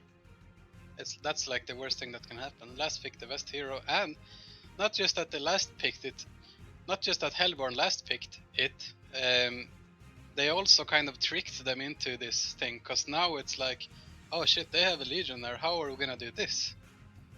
They don't really have, they have 3 melee core heroes, which Legionnaire counters by the nature of Legionnaire with the taunt. I mean, Legionnaire is especially good against 3 melee or 4 melee, or any melee. So yeah, they have 3 melees. The next problem is that they need to address Legionnaire. Yeah. So they're done with the pick phase, basically. Not sure. Not a whole lot happened here, really. But they did some nice stuff there with killing the Madman. No, this is still a 0-0, but yeah, when they killed the Madman, for sure they played that very well, and I don't know if you noticed. A good player. He killed the Gauntlet in mid. He did the thing where he got the haste. Oh, right? with the haste, yeah. That was when he got level 6, but before he got level 6, Gauntlet was actually winning mid lane pretty heavily. Gauntlet was owning him in the start. It was until he picked up that haste. When he got the haste, he turned. It's difficult to play against Gauntlet in mid as melee. He hits you and you get less damage, and he hits you with a Q and you take a lot of damage. But as a Gauntlet, it's not easy to kill a rally, so the only thing you can do is like try to dominate. So you won't solo kill a rally. That's like out of the question. As a Gauntlet. Maybe if you like hook him into the tower and get like a lucky thing. But even then it's gonna be hard to kill a rally. Monarch getting the bloodless at the mid wasn't a really good thing, but I think right here, look at this. A lot of damage, but then boom! Look at that! With that DD, like, holy. That's very strong. like he doesn't care. It's like with that HP and it's still manning But up. that's how you play. That's how you play in mid. You need to dominate mid. If you're not if you don't dominate in mid, then the other player lose respect for you and just kill you. You need to play like you need to be very aggressive in mid and be very decisive and like show that you are the stronger player because it's a 1v1. Oh, you don't have to obviously, but that's one of the ways of showing, or that's one of the ways of winning. It's being very aggressive and decisive. Yeah, and right here, Gauntlet didn't even. Did he even see him? Actually, I don't think that he even saw him. I don't think no player in his right mind would want to watch a hasted player, so he didn't see it. He could not have seen that.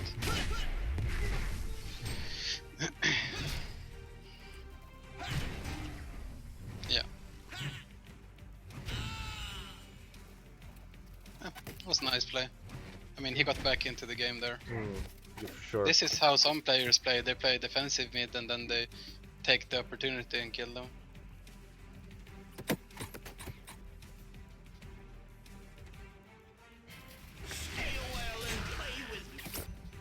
What happened here actually? Why was he so greedy on him?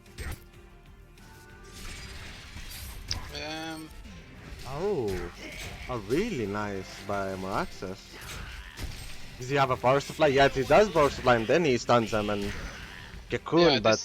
This is where we agreed that he made a nice play, right? Yeah. And look at this right here. Very well played by him, right? It's really nice rotation. Yeah. Of course, Dampier couldn't do anything. That thing where he breaks the tree with the hatchet because he knows that's going there, that's like an old school play that if you do that then you're experienced. Oh, look at this. Yeah, So, that's the one you were talking about. Gauntlet, alright, he only had this ward, so look at Demented Shaman preview right here, right? So this is Demented Shaman basically. Just coming in here, taking this invisibility and walking to mid lane. No vision, no nothing. Gauntlet, look at Gauntlet vision on the map, because as a mid player you're gonna be looking at the map, right? So look at this. So he gets the invisibility. Gauntlet realizes that, alright, he's gone now. And look. He goes back a little bit. Out of nowhere, he gets him. Like, what the hell? Right. Yeah, it almost looked like he's cheating. I don't know. But... He knew that he had been in invis, so it was like a chance, right? But still, I mean, or he maybe assumed like, okay, he's probably invis here. I'm gonna try to hook him and he succeeds. But it looks like almost like when you see it like that, it's like wall hack. No, I doubt that they were cheating, to be honest. I know that they're not cheating. Like, there's not even any cheats out for HoN, or except for. No. I'm not talking about like cheating in code or whatever. I'm talking about them like going to the stream and watching it. Well, that's impossible because 6 minutes, but maybe like someone in spectators. I just looked at spectators there. What you got, Kami, and you and. Like they're not cheating, obviously. Marathi wasn't in. He wasn't here. It's just that feeling from that play when you see it. It's like, what the hell? It was just pure luck. No, it was not pure luck. It was a smart play and it ended up well, but it was a bit lucky. Yeah. Normal gank in here. Now, here is where things went down. After they killed the Monarch, okay, now Maraxis is being a little greedy and Riley's coming in, so wait a second. Is that where he presses W on the Dampier? Yep, wait a second, look here. Yeah, that. And then look what happens here. Very well played by Maraxis, by the way, but then when Rally comes in... No, okay, that was not the play, I mean, but that was a good play, yeah. Yeah, but look at Rally now.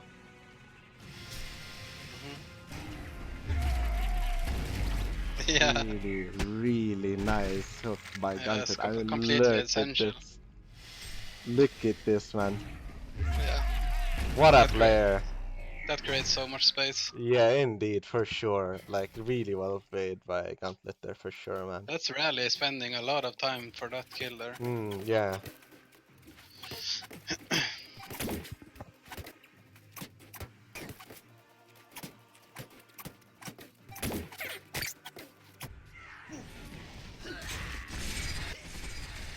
The Zampino was a really nice gank, by the way, and he even came with. I didn't really realize it. Yeah, And their then carry was probably the best was, rotator in their team, I would say. He the Meta rotated. Shaman and Panda. A Madman couldn't even respond, and he actually stopped his Q because he knew that. Did you realize that? Yeah. Look, he didn't use it immediately. He waited until he used his W, and then he used his Q, the fear. And a really strange place because look at Madman here. Use Q. Okay, he's safe because after he fear, he will live. But no, he W'd and he died because of that. Yeah. He just panicked, I believe, so. Yeah. And then Voodoo. This It's stun, easy to by say. the way, this stun was not the best by Panda. I mean, I understand. I've seen a lot of Diva players missing the first tier tower cooldown TP. So that's the thing a lot of people It's misplay. difficult, Yeah, especially when you're under pressure and you're because already it's like it's so long, and you're like, come on, dude, you know. Yeah. Making just- plays like that is really risky. Yeah. You really need to know what you're doing if you're doing stuff like that. Like if you're not counting and you don't know how long it is, like just don't do it.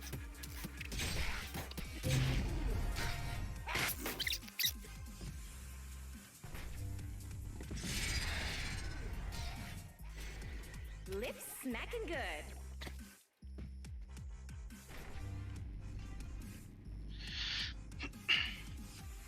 And then he TPs, and I think next is Legionnaire coming to the game, I believe. No, he still didn't get his PK, but yeah, this. What do you think about this? Yeah, I think that was just badly executed by Rally. I'm not sure if it's lag or whatever. If it's lag, I would say fine. But to be honest, like that, you shouldn't miss that stun. And if you missed that stun, you shouldn't play Rally. Too harsh, did you think? No, because it's a tournament. Yeah, I understand that, but a little too harsh.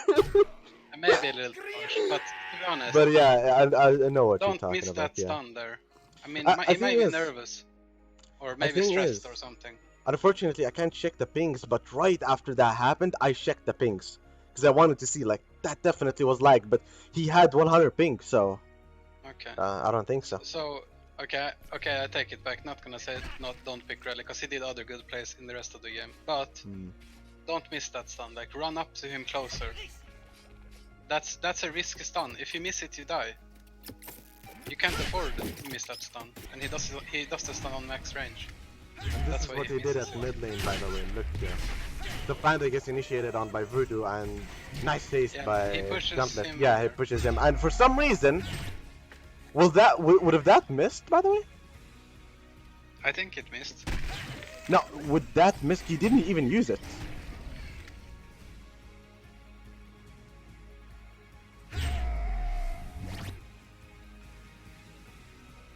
I don't know.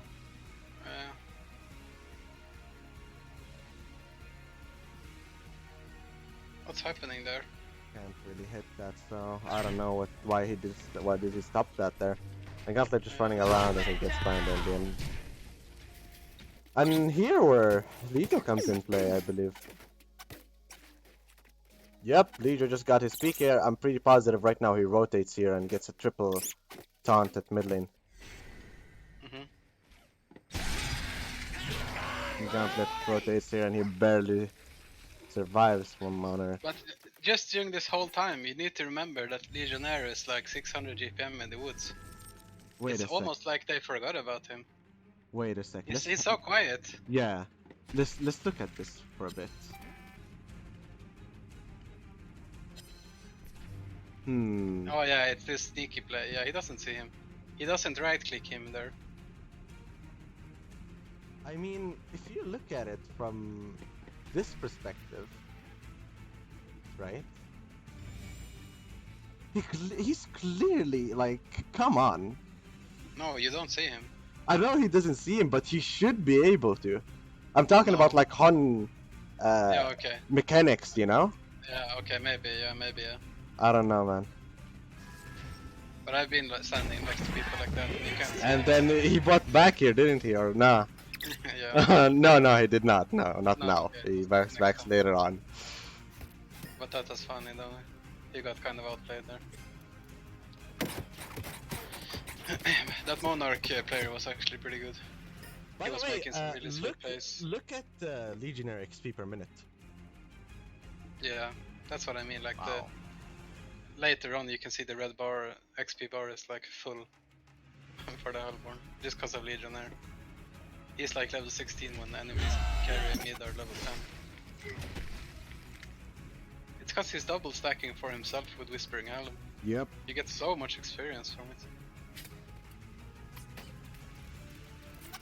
They never tried to kill him, only that one time when Rally missed the stun there. Yeah. Wild Soul and the Legionnaire needs to be addressed by the team. Yeah, for sure, man. I think that Legionary is faster than Wild Soul right now. Probably, yeah.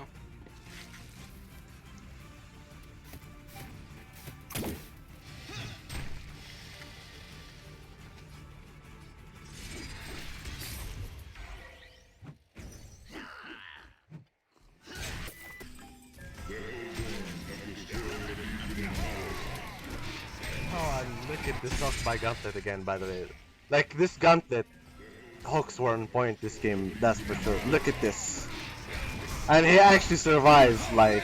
And then Legionnaire coming in, his first initiation ever. Look at Legionnaire going in, look at him. Yeah, 3-man down just like that. Gets him out of the game just like that. Another kill, and Panda tries to go in on him, but 19 armor is just too much. This is like I know it's easy to say from a perspective, but when you're in the game, it's a bit harder. But in this whole tournament, people needs to know that Legionnaire needs to be shut out, because this is what happens every game. He just gets so fast blink and full armor, like 20 armor, all his abilities on max levels. So this Like, is the he's just point. gonna- Yeah, it's just gonna destroy all of them. This is the point where Gauntlet started buybacking and not caring and saying that Legio is just gonna destroy them anyways. Yeah. So right here is where the game was just over, really. And this, like, what was this really? It was just like I don't care anymore. Very interesting. They lost respect.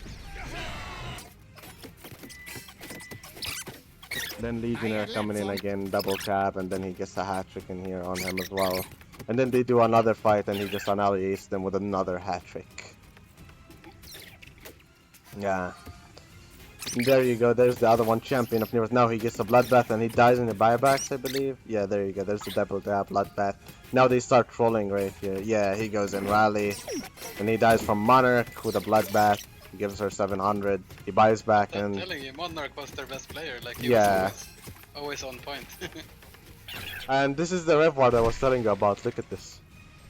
This comes in. Screw you guys. Yeah, that's greedy. That's clearly mocking the enemy. And then look at this. The hook and then Legion PKs in here. Like... Random taunting.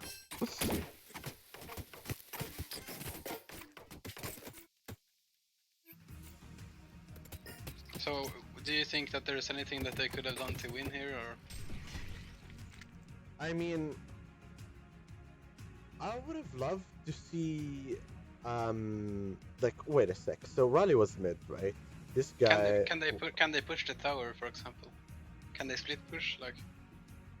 No, I to be honest, after Legionnaire was after 15 minutes, I don't think that they would have been able to win at all.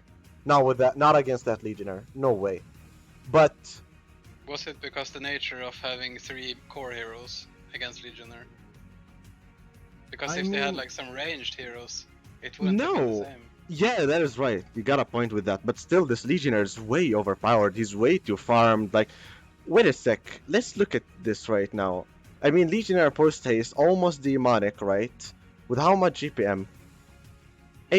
700 GPM. Like, could they actually do something? Even if they were ranged, could they actually do something? I have won the games like this where enemy carry is 800 GPM. But Maybe. in this situation where they have all their 3 cores are melee, it's so hard to kill that Legionnaire. You have to stand next to him, and if you stand next to him, you die. I mean, I've seen This like lineup is hard. they didn't even like block the camps of Legionnaire. No, they didn't get a hero to. I mean, yeah, Legionnaire was the last pick. That is true, but you're looking at the lineup here. You got Dampier. So did they have to do it earlier? You mean? Yeah, They had for to, sure. They had to win earlier. Okay. For sure, because Dampier and Monarch were bottom. Okay, Panda and Shaman were top, but they didn't really focus Legionnaire at all. They kept on top lane the whole time, and they shut it down Madman. That is true, but still, they had a bigger target. Because, again, honestly, I'm seeing a lot of bad Dampier players. And I'm even talking about, like, this Dampier right here, because... I didn't think he played that bad. I think he did good stuff. Yeah, but I'm not talking about, like, game-wise, he did well, but farming-wise, he did very bad. Yeah. Simply because I've seen Dampier with the staff, and it's just insane. Like, the hero can get to 700 GPM, no problem with the staff. So why did he not have enough farm? I don't know, to be honest. He's against some Oraxa's suicide. He's solo, so why did he get so little farm? That's the thing I'm noticing a lot, to be honest. A lot of players are playing against a solo hero and ending up with such low GPM, and I'm surprised. Like, what is going on? Is it just an unexperienced carry player? Is it a player who doesn't know how to last it? I don't know. He didn't have the first 10 minutes. He didn't have bad GPM.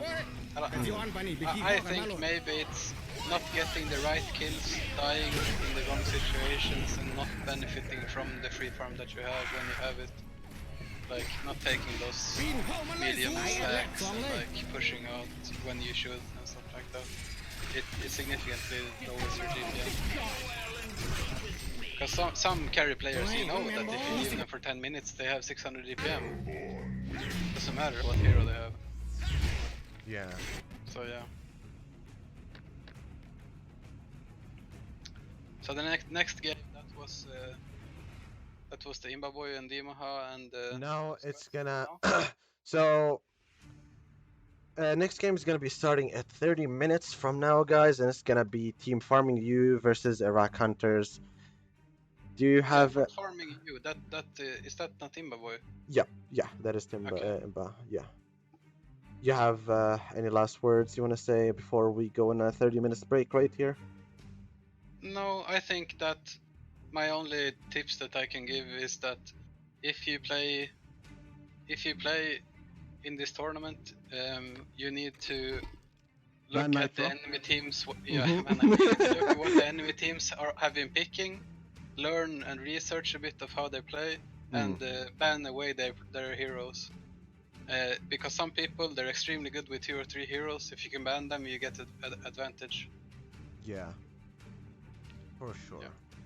So that's maybe what I could say. And also I could say tri-lanes could be good against the Legionnaire. Roamers could be good against Legionnaire, so if you don't ban him, you need to address him. Same goes with like Wild Soul and those heroes.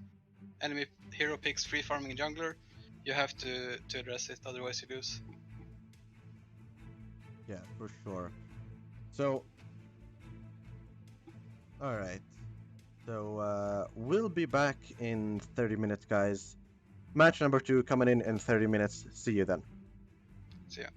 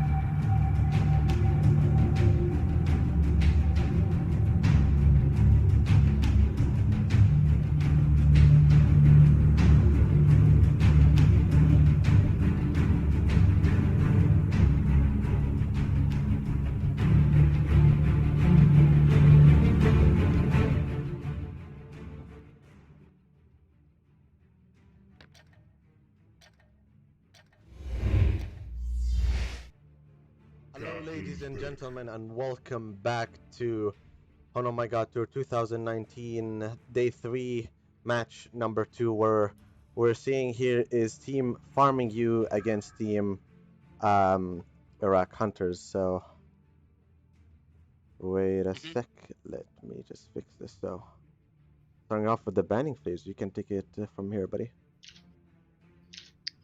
Okay. So, first ban Legionnaire. They obviously watched the last game. Yeah, for sure, that is definite, yeah. Yeah. Or they're just completely aware of the hero, so yeah, banned. Martyr banned, also aware that that hero is a bit broken. Possibly first pick because of how strong it is. You don't want it in your off lane as a carry player. You don't want Martyr there. Just ban it. First couple of bans here, I would say, unless they've been looking at each other's games, they might not know what to ban.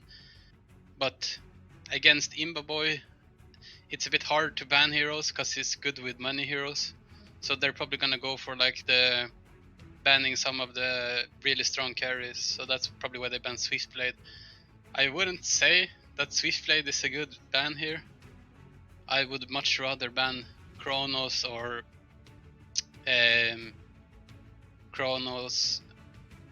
Dark Lady, Mage Bane. Mage Bane, Madman. Yeah, or Madman. Tremble, though. What do you think about Tremble? Yeah, I'm not sure, to be honest. I can't really tell. Anyway, here, Demented first pick. Again, I don't like these first picks. I don't know why they do them. Magnus is open. True. Like, why don't you pick Magnus? It's like the strongest hero in the game, in a comp game. Maybe not, but like, yeah, Magnus, Electrician, Lodestone, Kraken. These should be your typical first picks, right? You need like the best possible way of picking a hero that is good at locking down carries, good mid lanes, good off lanes, can do a lot of things. Demented is, I know Demented is a bit OP, but I don't agree with that first pick. So yeah, they pick Electrician. Which counters him. Yeah, which completely counters Demented. He removes that cape from him. So yeah, that's why they picked him. I saw that they were shadow picking Magnus. If you ask me. They might even pick up Magnus here. Not sure. There are also alternatives. And I would say Kraken is an alternative. Lodestone. To be honest, I haven't really analyzed their team that much and how they play. I haven't analyzed either of these teams. But yeah, it's kind of obvious, right? So they pick Magnus. And then they pick another support on Legion. Not sure about that either. They picking these support heroes in the early stage, and they're losing out the opportunity to pick these really strong heroes like Magnus and Electrician. Cthulhuphant is a good pick. I like that. It's also very good with the Demented. They have like this sweet combo going on, you know, where they push the creeps. And yeah, I think that Farming You did not realize that. Okay, so they do the Monarch thing. Pick Monarch, also very OP support. I think Baby Muffin plays that hero a lot, so they're kind of comfortable with it. So they pick that. They haven't started picking carries yet. They're probably gonna be chilling and trying to wait, see who picks a carry first, and then they kind of try to counter pick that. Same with the mid here. So I would say for mid heroes with that lineup, Electrician, Magnus, Monarch, they might go for Bubbles, they might go for Wretched Hag, Hellbringer. They're probably gonna go for some kind of ranged intelligence hero. Something with AoE, something with stun, something with even more lockdown. Because once you start picking lockdown, you might as well just go like full lockdown. So I think that's what they're going to be picking next. Probably Bubbles. In the Legion side, they have Cthulhu, Moira, Demented. I'm not sure what they're planning to do next, but they might also need some sort of AoE lockdown here. they also probably want to get their hands on bubbles. Polywog Priest, perhaps. Not sure. Polywog Priest. Like, they have one frontline hero, which is Cthulhuphant. Moira is good at saving. Demented is good at saving, but they also die quickly both. And Electrician is gonna counter Demented, so they're gonna die quickly. They need some sort of maybe a bit tankier, the tankier side. So they might need to have something like a Kraken or a Moraxis or something to complement their lineup. Yeah. But right now they banned off Moon Queen, which they know is dangerous for Imba Boy. No, they have Testy on the carry, right? I mean, But he is also yeah, a very, he's very really good. quick farmer. Very Yeah. quick farmer on that hero, so Yeah. don't want to give the quick farm heroes to him. Shadowblade. I don't agree with banning Shadowblade. I think you should let them pick that hero. Because I played against Angry Testy last tournament and they picked Shadowblade both games and we just didn't let him farm and he couldn't farm. That's a hero you can shut down easily early game. Yeah, for sure. It's a very easy hero to handle. I don't agree with that ban. And he doesn't... Salomon. Same with Salomon. Yeah. I don't agree with banning Salomon. Yeah, you can to shut be him honest. down.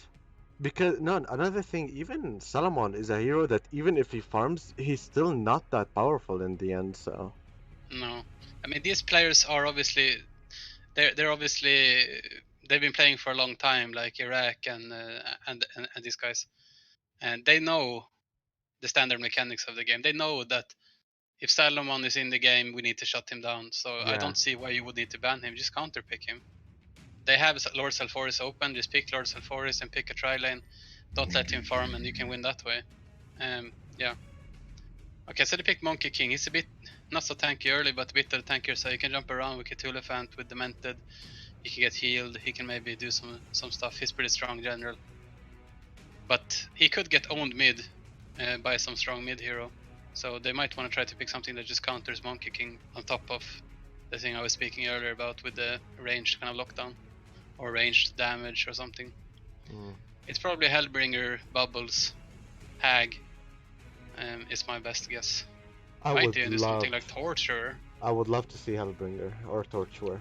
That would be amazing. It's probably gonna be something like that. Yeah, it's gonna be something like that. If they don't pick like that, I'm not really sure what they're thinking with their lineup. So I'm sure they will. You might even see something like Flux. I can see a Flux with that lineup. What else do we have? They need a carry as well, and I'm not sure if they want the carry now before they start banning all of them. Kronos is a good option, but he's gonna get very shut down on his lane, so they might need like a madman or something here, to be honest. Something that can get back into the game. Yeah. After getting stomped, because the carry probably will get stomped. Oh, Malikan. Well, that hero can get into the game after he gets shut down because of the sword throw and the fear the whole team.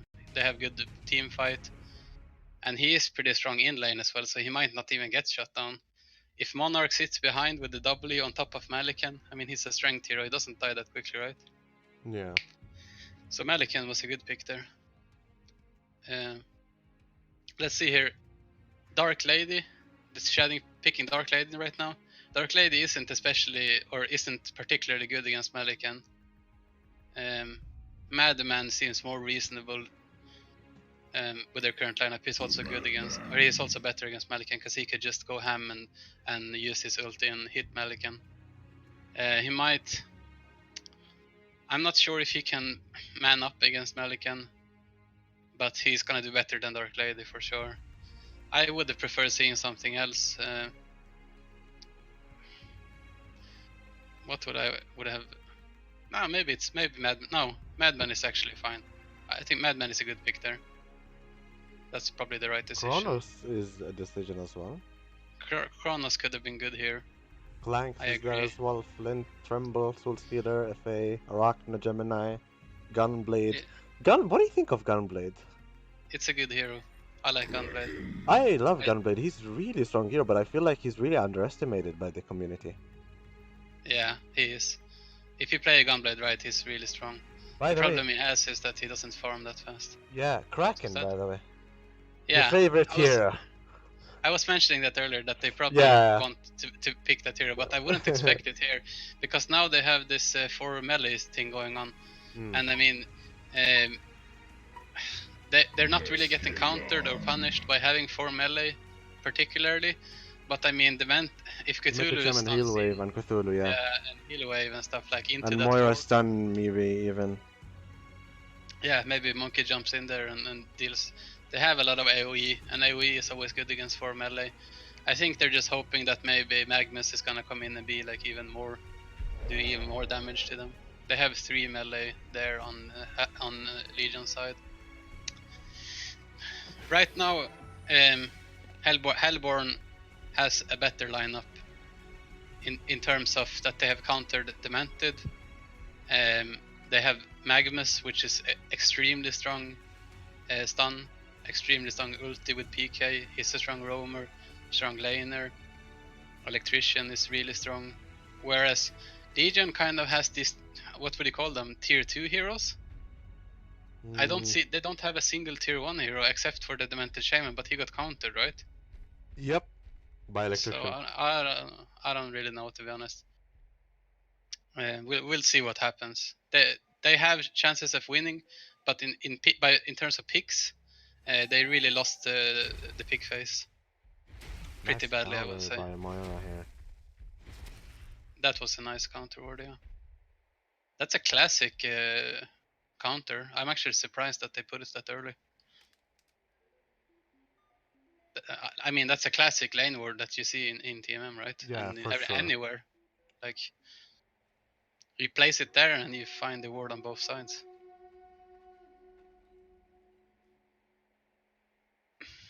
Oh my god, what? He sees that? No, what happened? There's a ward there. Oh. No, it doesn't see it. It's Barely like right gets on it. the edge. Oh my god. That would have been insane if he got both those wards. He wanted to get like both of the sides, but he barely missed it. Like, wow.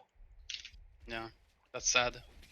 Very sad indeed. Because now, and even now, they're gonna be like, oh, they don't have a ward here because I revved ward, so they're gonna have Vision there for 6 minutes straight now. Well, 5, I think, right now. So. Yeah. Okay, so Kraken should probably win this lineup in mid. He's very easy to dominate melee heroes with. And the Monkey King, I mean, it's hard with Monkey King to win against the Kraken like that. You're gonna have to make some really sweet plays. Initiation going on by Madman. The Electrician, is the Electrician gonna be dying here? And no, Madman decides to stop in the end. I feel like that was a kill for them, but yeah, he lost lane control as well here. It's a nice try, but this is gonna be a plus for Imbaboy here. He's gonna be able to free farm now. Oh, he's pushing him back as well. Electrician is very annoying on offlane. yeah, I hate playing against that hero, especially when they know how to do it.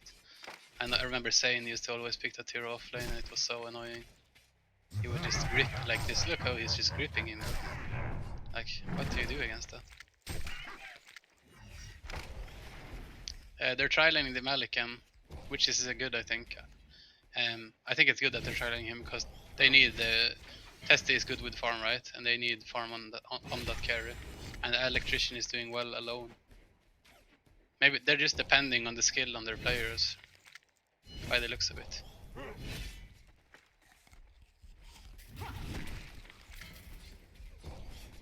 Kraken winning mid pretty decisively there.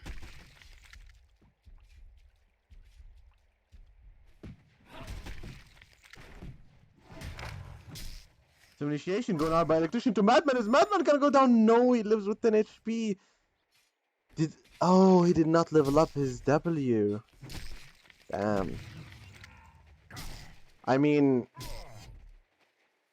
wow, Electrician is just a super powerful hero, huh? I mean, they gave him some levels, and they let him do some stuff there, like go in and grip. I can't really say what actually went wrong. He has a great level advantage here. Yeah, that's the main issue here. Level 4. the support can't touch him anymore. Oh my god, look at that damage at top lane by Yeah. Cthulhu and Shaman. Very nice timing there. Wow. It's a deadly Okay. lane. It's a deadly Yeah. lane. It's a deadly lane. It's very deadly. The thing they need to do now with Monarch is Monarch needs to sit behind, but she needs to stand at the angle so that she can't get stunned by the Cthulhu creeps. She can't stay on this side anymore. She needs to be staying up there by Magmus. Because when you're in that place, you can't really reach. Monarch needs to be on the other side. And Oh, Blue or what's going on Cthulhu there? just disconnected and they're not pausing for some reason. And some initiation going on by Mara to They're bringing him back. push him. Yeah. But that's fine because they're kind of getting lane control, I guess. Yep. But yeah, Monarch needs to stay on the other side now. She's not supposed to be standing in the woods there. Magmus can stand there, or they do it the other way around, and Magmus stands on the other side. But I don't see why both of them are there at that same spot. Because if one can reach, it means that the other can't reach either. It's like, would they need to have different positions? Because also, if they both come at the same time and Cthulhu decides to stun them instead, it's just gonna be like, or stun away. They're still not gonna get it. They need to get better positioning there. Mid lane is just like trade-offs. Kraken leading. How many CS difference is that? 24-1. Monkey is 18-0. It's not that big difference, but it's still a significant difference. He's gonna get level 6 before him. Yeah, for sure. He might be able to charge him into the tower. I played that lineup before, Kraken versus Monkey King, where I was the Kraken. And Monkey King is pretty easy to just charge back into the tower when he leaps onto you. He jumps onto you and you charge back. So beware of jumping on Kraken. That splash.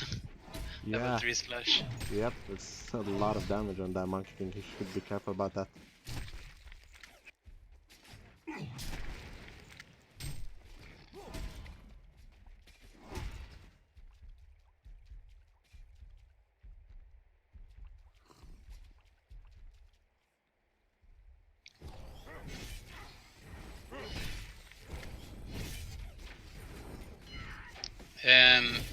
Electrician is free farming as well. Free experience. He's gonna be level 6 soon. Yeah, that is right. That's a really big problem, because they're dual laning.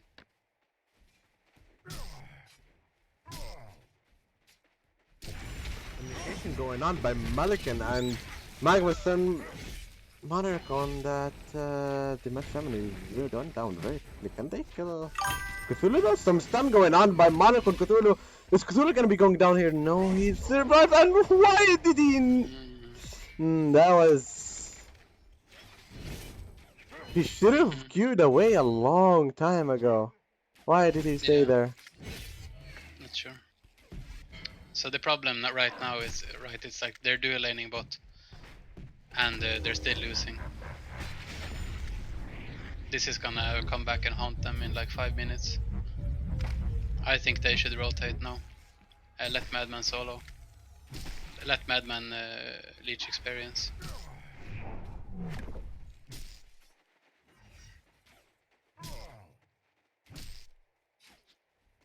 Just quicker decision making in general, because like just doing the same thing that doesn't work for this long. It may not feel like it's long, but it's actually quite a long time. 6 minutes right now. Yeah, and nothing is Kraken right. coming with a haze and a smoke. They're trying to get a kill off. Yeah, they're gonna Madman get the here. kill on him. They're probably gonna get the kill here. Some initiation going on at top lane as well, but Kraken is still not reacting. They do see Kraken barely here. Is Kraken gonna be killed? Oh my god, barely misses his stun, unfortunately. They do not get the kill on that Madman, but they do get the Moira. And meanwhile, the Demented Shaman died at top lane. Yeah, that double lane was strong in the start, but now it's not working anymore for them. Because Monarch can save Malikan easily and Magnus can just counter stun. They can't kill anymore with that lineup. Malikan and Kraken are both on 370 GPM. Magnus coming bot lane now with smoke, right? No, without smoke. Don't think they see him anyway. Don't have ward. I mean, if Magnus was a little bit further, that was an easy kill for them. He's gonna stun him here. And he does stun him here, yeah. Very well played by Magnus and Electrician. Their carry is not doing good at all. Not a good thing to see. Who? Madman, their carry is doing very bad right now. They really should do something about this. I personally would have just jungled for now, like go into the jungle. Because whenever they find any chance for him to grip you with Electrician, there is a chance that you die from someone else being smoked. So, oh, he missed the Magnus on the turn. On and Cthulhu does get the stun. Are they gonna be able to kill him here? Oh my god, he get blocked by the cliff, but he crits back, but that is not enough damage to kill the Monkey King. Electrician coming here though. Yeah, he's on level 8 invisibility on Monkey though. Nice stun by Cthulhu. Nice, damn. Very well played by Moira and Monkey there. They're back in the game now. They're back in the game now. Yeah, really well played by them for sure. Everyone was a little greedy there, don't you think? Yeah, they threw away a lot of their chances there. Well, it wouldn't have been that bad, but when Electrician chose to go in there by himself, I mean, he was a bit cocky, yeah. He should have known that they were 3 there.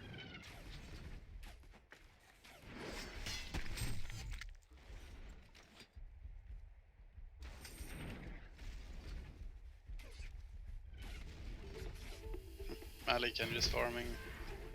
Yeah, Malikan is on 360 GPM, so he's doing really good right now.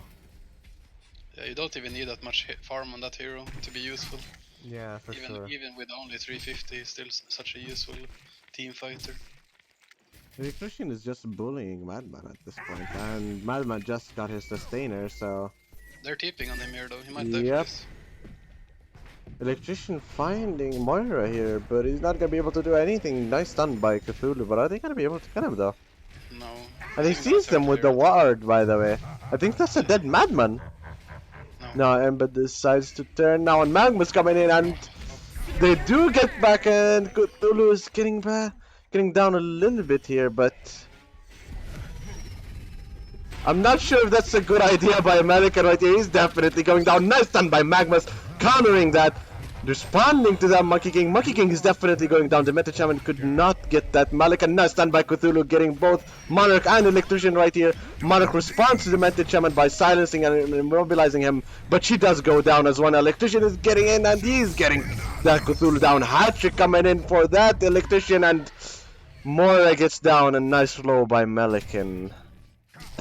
Yeah, that was... And a sorcery boots on Electrician now. That was a chain of extremely bad events. Now they're gonna have a really difficult time coming back. I'm not sure if you really should take those team fights. Even when they see Kraken mid. I'm not sure. I can't really tell. It's hard from that situation to say. For death. But yeah.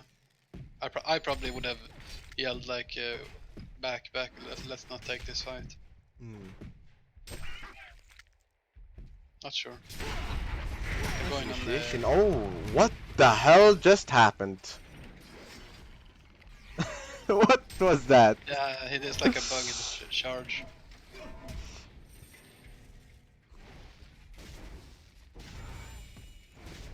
I honestly... Was it into the cliff, maybe? No, he pushed him away, but Kraken stayed in his position, but he did push Monkey away, which is very strange. Don't you think that Magnus should have been in bottom with Electrician? No, I think it was fine. I mean, he's doing amazing, but like, he's Yeah, but generally destroying Madman right now. yeah, so I mean, just let Magnus be a threat everywhere else. There's no reason to join Electrician. Because if Madman's getting shut down anyway, like, there's no reason to put him on 150 GPM when you can just destroy the rest of the team. Because the rest of the team is not getting anything, because Magnus is roaming around. The only person getting a little bit is the Monkey King, but now he's gonna die, I think. No, I doubt it. No, but he's just a general threat, you know. When you know that you have a Magman or a Magmus hiding and waiting for you, it's really hard to play. Because you can't really do anything. Just kill a couple of creeps. You're just constantly insecure, right? Yep. It's And the general threat of that Magmus is doing a lot for them. yeah, for sure. That's why I think Yeah. he's not needed, but just look at this. He's just level 10.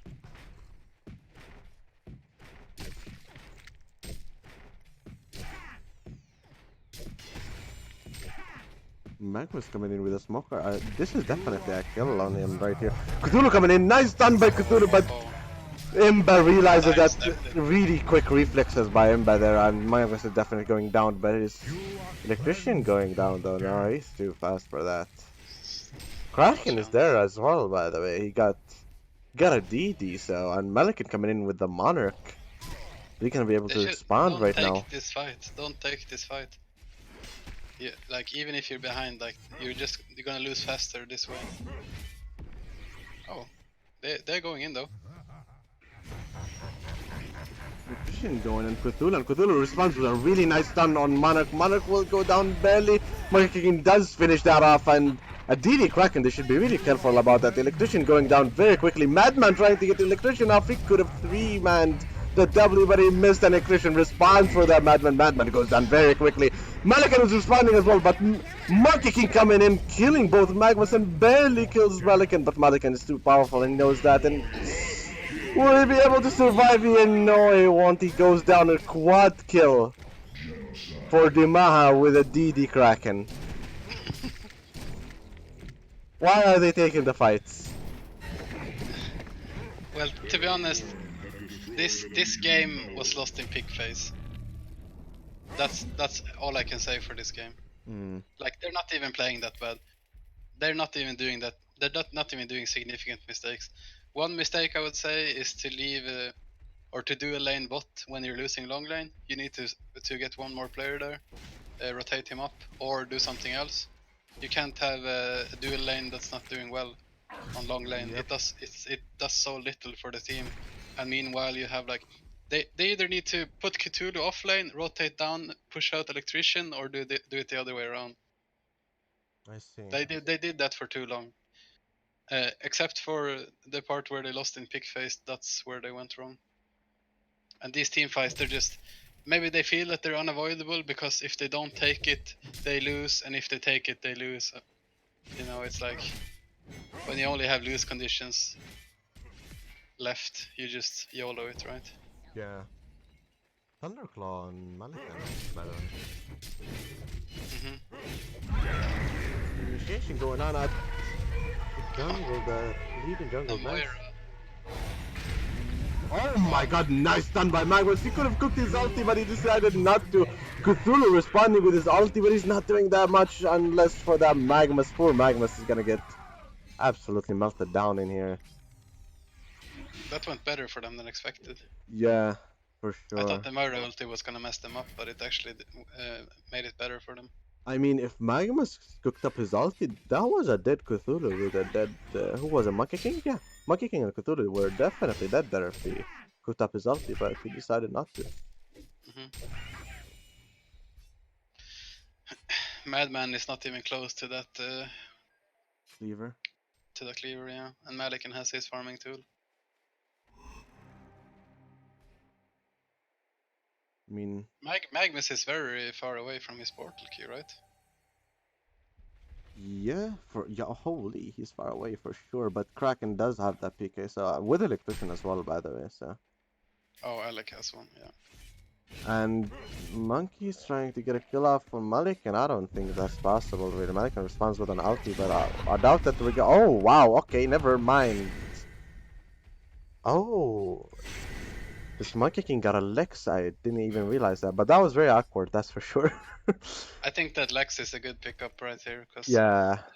he needs to just deal as much damage as possible in the team fights, because Madman's not doing any damage, so he needs to be like the main damage dealer. But Lex is gonna do some extra damage. I think if he played that well against that Malikan, that was a kill. Not sure, like level 10 Malikan, level 12 Malikan. But still, he only had 2 armor after the lick, so... Yeah, true. Yeah, he might have been able to kill him. He was a bit buggy there when he jumped. But Madman, he's just not getting anything. Why doesn't he TP top or something? I don't know. I think he needs to do something smart here. This is just gonna Electrician going on and Madman, but Moira, and look at that link by Electrician to Madman. Okay. You don't see that every day, and not a whole lot is going on so far. Kraken with a PK right here. You can definitely go on Moira. Moira just definitely going down right now.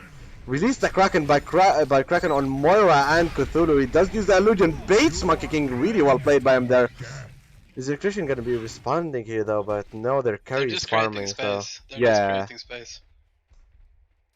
They're just annoying the Madman, creating space. Malikan is just doing his 1000 GPM thing. He would just wanna get that 6 slot. If Malikan was in the team fights, they probably would already finished it, but they don't want to risk it, right? They just want to safely secure the game. By the way, play an early Congo. Yeah. We don't see that every time.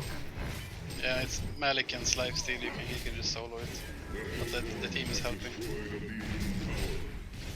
I agree with that. Congo is gonna help them push a bit if they choose to do that.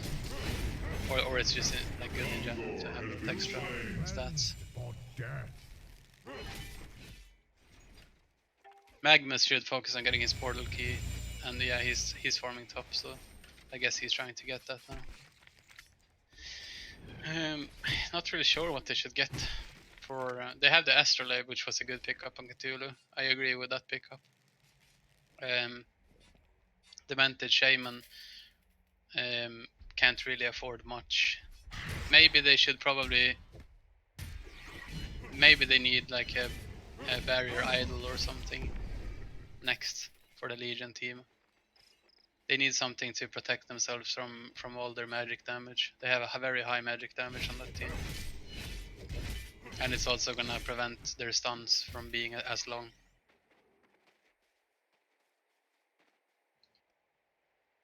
Kraken is waiting for Madman here. Will he be able to? Yeah, he's very patient. Dimaha plays this way. This is how he plays. This is how I like playing mid, or this is how I like seeing mid players play. They just patiently wait, and then they just kill the carry. I mean, that's how you play mid. I know that when you play against Dimaha mid, he will wait 5 minutes. He will wait 5 minutes for you. Yeah. And when you go out to the lane, he's gonna be there. It does feel like he's everywhere, but he isn't. He's just hiding there. He's extremely patient, and that's a very good skill having as a mid player. Because if you know that it's gonna pay off, then it's good waiting. Yeah, it's not good waiting if you don't know, but he knows. You'll see that probably in the next game as well. He'll just stand there with Deadwood, waiting for like. Yeah, just wanted to say it sounds like a really good Deadwood player.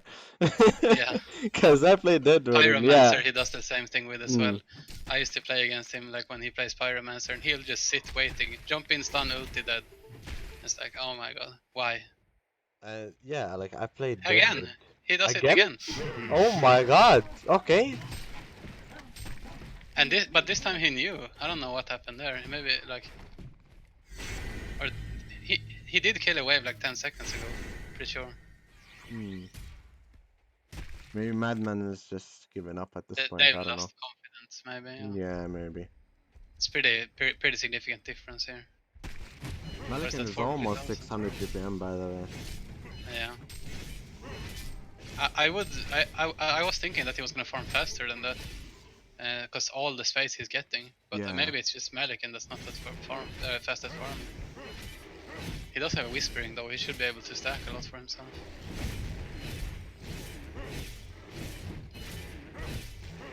Wisdom on electricity, by the way. Wisdom on electrician. Yeah, I think that's a good pickup here. Good teammate. Oh my god. Down, man. Just can't do anything. I think they've given up now. It's like we can't do anything. Yeah. It's too big of a difference here.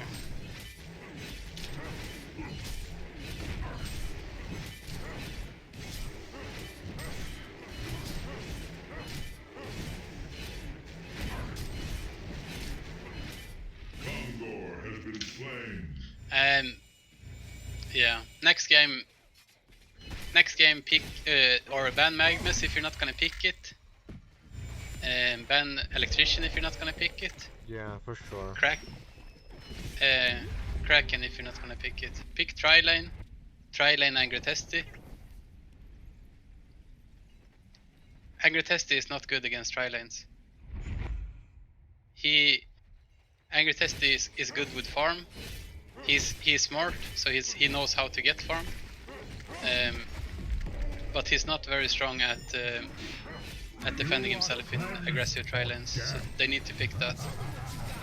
Initiation going on by Kraken to that Cthulhu. Cthulhu does go down. Nice ulti by Magnuson, stunning both Monkey King and Madman in the same time. And Malikan going in and Shaman, but Moira responds and Kraken responds back, and he does get that kill off. Are they going to be able to kill Monkey King? Yes, they will, and they're just melting down at this point. And GG, well played is being called. GG, well played. Round 1 goes for Team Farming You, and we'll be right back in round 2, guys. So that was I mean, I agree with you, to be honest, when you were talking about the lineup. The lineup was very, very poor, but the way they played it, I feel like the whole thing was all at bottom and Madman and Electrician. Yeah, well, it's like I said, if you're doing laning long lane, you really have to win. Otherwise, you try lane that, or you do it the other way around, where you try lane your support. That's how Hellborn did, and that's why they won their lane. And you need to see the significance of the difference between a competitive game and a TMM game. If you try lane your carry in a competitive game, and you trust your carry, it means that he's gonna get the farm. He's gonna get everything he needs. That's why you try lane him. If you try lane long lane, you need to make sure that you win that lane, and that's what you do. You win, and you win, or you shut down the enemy carry. It's not as effective doing that in TMM game because people don't trust each other. They don't play together and do things well. But in these type of lineups, it's completely fine to pick a try lane. And I don't see why they do the 2-1-2 when the enemy is doing try. If enemy is doing try, you also need to do some try stuff. You need to kind of adapt to the game, and they didn't do that. They were not adapting to the situation. They were just Madman was getting stomped by one player, and when that happens, you can't push out the suicide anymore. You need to either rotate down or rotate up. Just do something else. They need to do that next game. Next game, they need to pick aggressive tri lane or defensive tri lane or a jungler and like pseudo tri lane and do something useful with the jungler. That's my input on the situation. Yeah, and Electrician is Electrician like really that powerful again? I mean, I played the hero. He's super powerful, but he is. Like I'm not sure. Confident electricians. Yeah, confident electricians are really powerful on offlane. Yeah, for sure. Because I feel like their support, which is, who was it again? Moira. Was Moira. I feel like that was a really just a bad boxing out electrician. Yeah, Moira can't box out offlane strength heroes. Yeah. It doesn't deal enough damage. By the way, are you getting the invites or? Oh, sorry about that.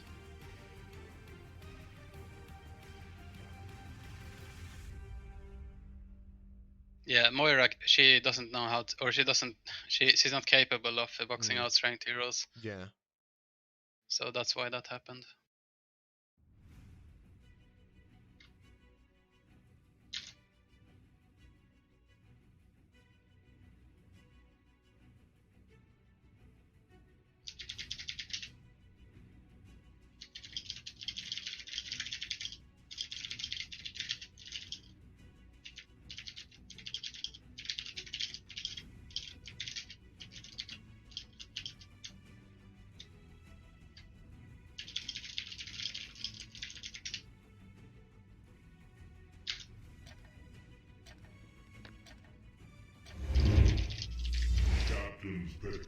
Starting off with round 2, guys.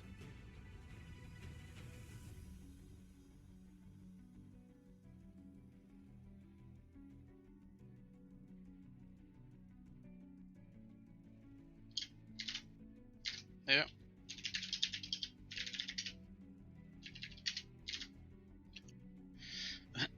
Okay. Yeah, so banning Ichor, I guess they've probably seen that happen before, that people picking that hero. Yeah, so they banned Magnus, well played. Probably banned Electrician as well, so you don't have to play against that.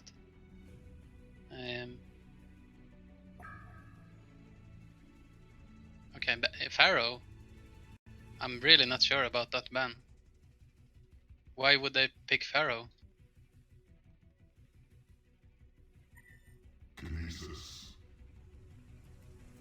Okay, so if okay, they first pick Kinesis here. That means that it's very hard for them to pick a hero with a strong Q now, because then they will kind of counter pick themselves, right? Yeah. So they need to think a little bit carefully here. Maybe take the extra time here to think about what's good for picking here. It could still be viable. Like picking Kraken on top of this is good. Yeah. I would pick. Actually, picking King Clout would be really good, because that's not super good on Kinesis, but it's super good on King Clout. Kraken the same thing. The Kraken's torrent isn't super strong on Kinesis. But let's see here. They're going for the Demented first pick again. I don't like that. Like, stop doing that. That really messes up with the rest of the strategy in the pick phase. I mean, it's not even that Demented Shaman is that strong, to be honest. Like, from what I've seen with all of these games, him being picked over and over and again. Yeah, it's I not, don't see a power in that hero, to be honest. I mean, it's good for some stuff, but I mean, how is that support so strong that you pick it on top of all these other super strong heroes? Aluna, Kinesis. Aluna is one of the heroes that I do agree with being a first pick as a support, because it just has so much stuff it can do. That's such a great hero. But the Mentor is just like Riftwalker. These are very odd picks. All these picks that are happening right now, except for the Kinesis pick, are unusual to see this early. Aluna can be usual to see this early if they're doing some combo with it, like maybe Geomancer. They might pick Geomancer next. The Geomancer Luna combo is really strong. Are they rolling for a pick? Or are they just rolling for fun? I don't know. Maybe they're rolling for like who plays what.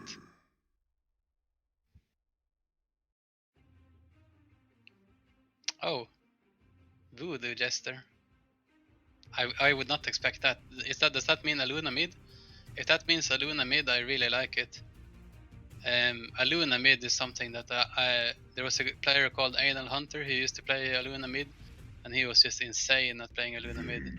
You get the tanky Aluna mid and it's really difficult to handle, because he has evasion, he has armor, magic armor, global damage, strong stuns. Yeah, Luna is definitely one strong hero, yeah. If you can win with the Luna mid, he's so powerful. Wait, do you think that they will be going with the Sandwraith Thunder here? I wouldn't trust Sandwraith Thunder as being something to combine or do in combination with a Luna, because of the power throw. Hmm. But they could do it. I mean, I guess. No, because he got Vindicator, so he can stop that from happening. Mhm.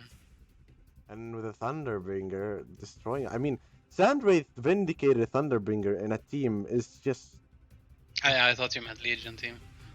no, a I mean, high one, of course. Yeah. I do remember that being very strong. It's a very, very strong lineup. Like it's Yeah. even like you got even a Riftwalker. So like, okay, let's Mhm. say what if you brought up Riftwalker, Flux, Sandwraith, Vindicator, and Thunderbringer? Will you be able to lose? Yeah, I think you'll be able to lose, but yeah, it's a strong combo. I don't think that you'll be able to lose. Okay. I do acknowledge that they all have very, very weak in terms of health, so they need to start Yeah. taking some stuff here. For sure. All heroes here are like very weak in terms of health. So, What- yeah, it's what's, only intelligence heroes. What's your thoughts on Balfagor? It's a strong hero, definitely. I could see that being picked up next. Mm. You have it as like a short line even, and just go like we're very hard early game. Ra though. Do you have anything about Ra? Amon Ra, yeah, that's a great hero as well. I wouldn't pick it right now in this situation because it's not really strong for anything particular Yeah, for here. sure. But I can see it in some lineups definitely. But I would rather see some stun here from a strength hero. It's definitely gonna be that. Yeah. It's gonna be like we might see like Rally, Tundra, Pebbles, Moraxus, something tanky with a stun. And they're gonna have that to like jump in so the rest of the team can follow up, because the rest of the team can't initiate really. I mean, Aluna can initiate a little bit, but the rest of the team, they're not really strong at initiation. Yeah. Generally, they can once- initiate, but they're not really strong. A thing I've not noticing a lot is, well, some of them are banned, but healer heroes. Yeah, like Jerizaiah or Jerizaiah, Accursed, Martyr, Icor, some protection like that. Because once I played against a team who had Demented Shaman, Jerizaiah, Accursed, and Martyr, and they had a Puppet Master, and four of them had Astrolate. Puppet never died the whole game. Yeah. So honestly, I mean, like if they get that, like they will win automatically. I'm not joking. No, for you sure. you can counter it. You can buy No. like If you Sand Scepter and stuff like that, but if you banned Electrician, and who's another hero that can remove debuffs? no, but you can buy this. You can get Thunderbringer and buy the thing item. What's it called? Spell Thunder. Yeah, Spell Thunder and stuff like that, and just go very tanky yourself. I wouldn't be Yeah, too afraid but of a full healing Spell lineup. Thunder stops health regeneration, but it doesn't stop Yeah. health.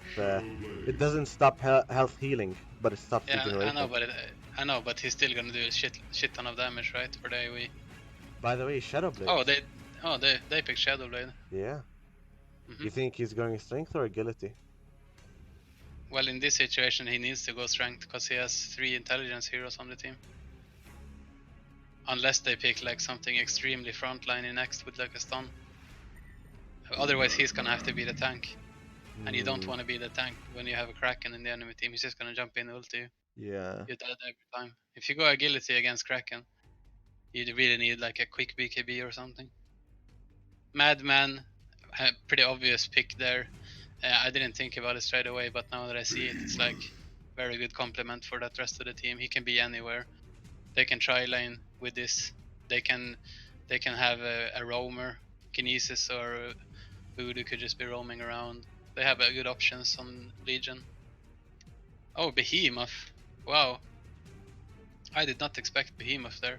I was expecting like another frontline hero. This means that they have to go strength and Shadowblade then. I've never liked Strength Shadowblade, to be honest with you.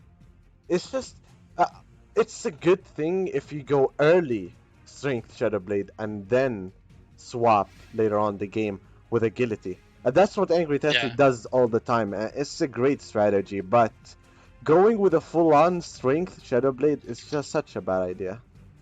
Yeah. I mean, Yeah, for if you're me, gonna if you're gonna go strength on that hero, Mm. you do it like after mid game. Or no, I mean agility. You do it after mid game. You don't go start with agility.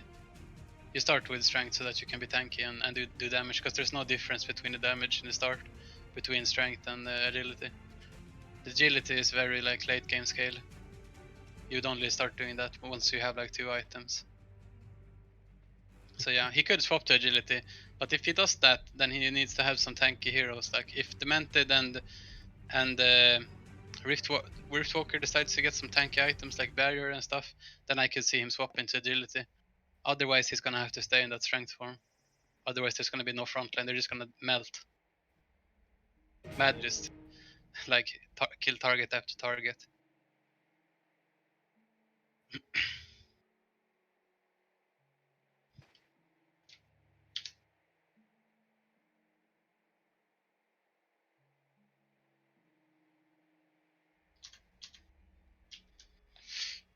Okay, so now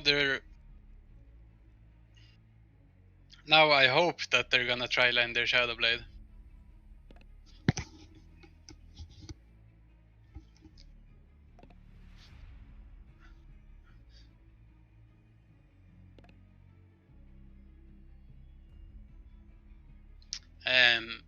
I hope that they're gonna try line their Shadow Blade, because they're try lining the Madman.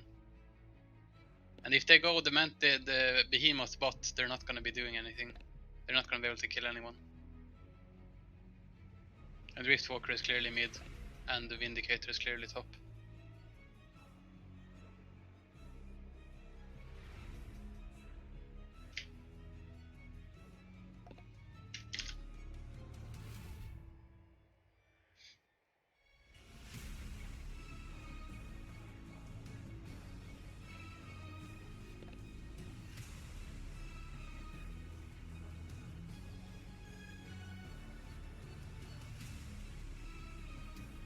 Now, Aluna is actually.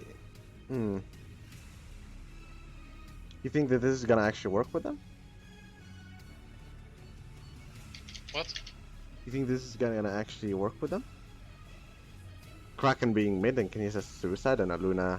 Like last game, he was Magma's last game, by the way. Now he's Aluna doing the same thing. Aluna mid. No, Aluna is not mid right now. It's Kraken. Like Dima is just picked Kraken again, and now it's an Aluna. The bot lane just roaming around. Will that work out for them?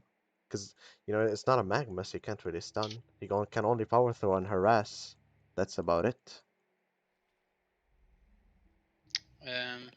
Not sure. Just hang in there 1 second. All right, buddy. Did you read the Discord? Wait a sec.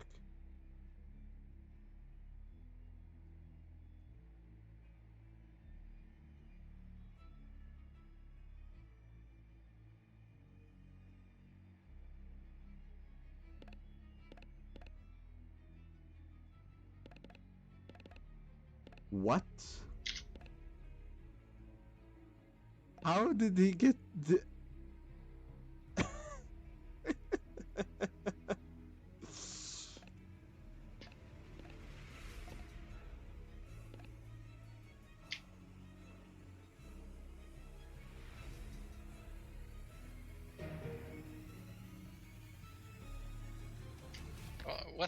What's happening? Somehow he got eliminated from the game. Who? Jane. Why? No clue.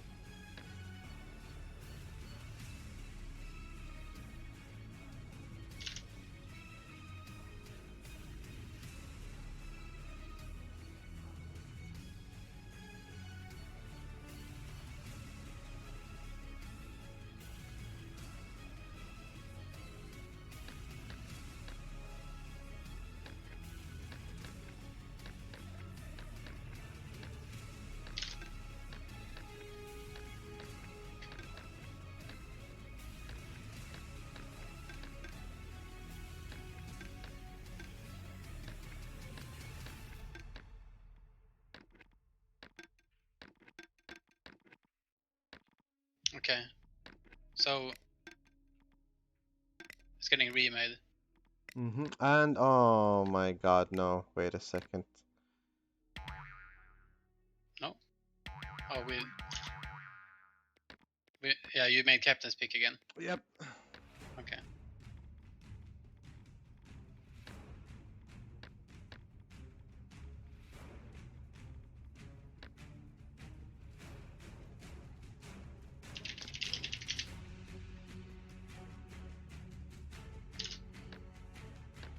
Just making sure right now.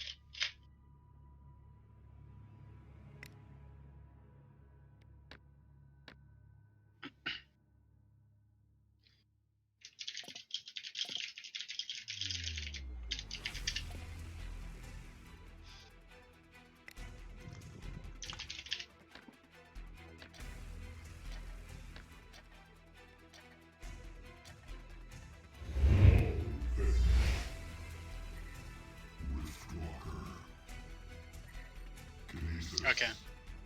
Are we back? Yep. So what happened exactly? One player got terminated. I think he was trying to reconnect and HoN was like, no, I'm just gonna kick you out of the game. Pretty positive that's what happened. Okay.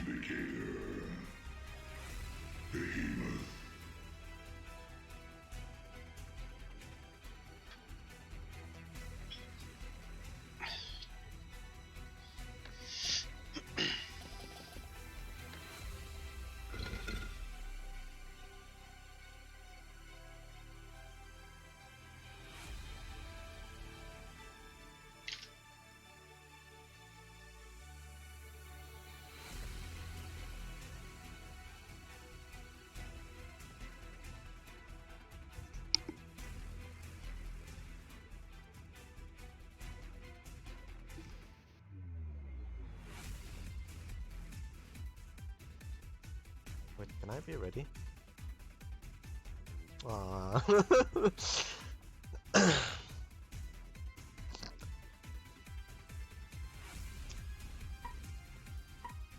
Okay. So as the game is starting, I was gonna say that it looked like they were doing a dual lane bot, and if they do that, that's gonna be bad. So we need to hope that they try lane the Shadow Blade. Let's see what happens here. I hope that they try lane the Shadow Blade. I hope that he's just running bot to ward that thing there for rotations. And if they don't, I mean, Vindicator, Demented, Behemoth could work as a tri lane, but I'm not sure if it's gonna win against Aluna Voodoo Madman. Aluna is super strong in tri lanes, and so is Voodoo Jester. It's good to see a behemoth though. Yeah, I like the Behemoth pick in general. I just don't particularly like it for this lineup. Yeah. I think that should have been like a Maraxis or something offlane. Or even Deadwood or someone. If he gets a PK, if he manages to get the PK, he's gonna be doing a lot of is going to be a lot of value for his team. If he doesn't get the PK, it's going to be difficult for Hellborn to do stuff. They always have the alternative to just trust that the Shadow Blade is going to get farmed, but that's not. He's not going to be doing much until maybe 20 minutes into the game, I would say. So I'm not sure. I'm not sure what to really say about that Behemoth pick.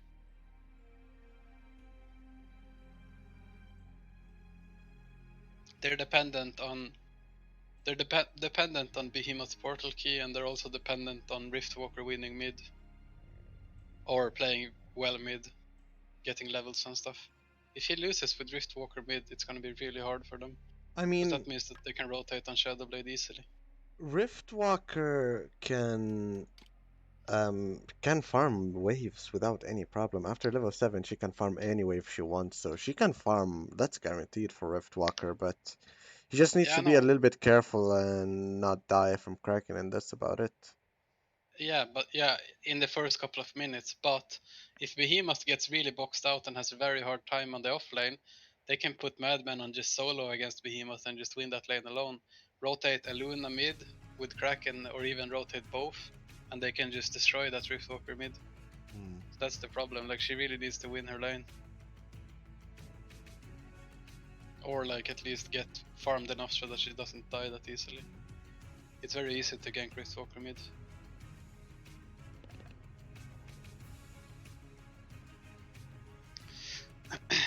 Kinesis could also win solo offlane here, actually. I didn't think about it until now. Vindicator isn't very good at boxing out.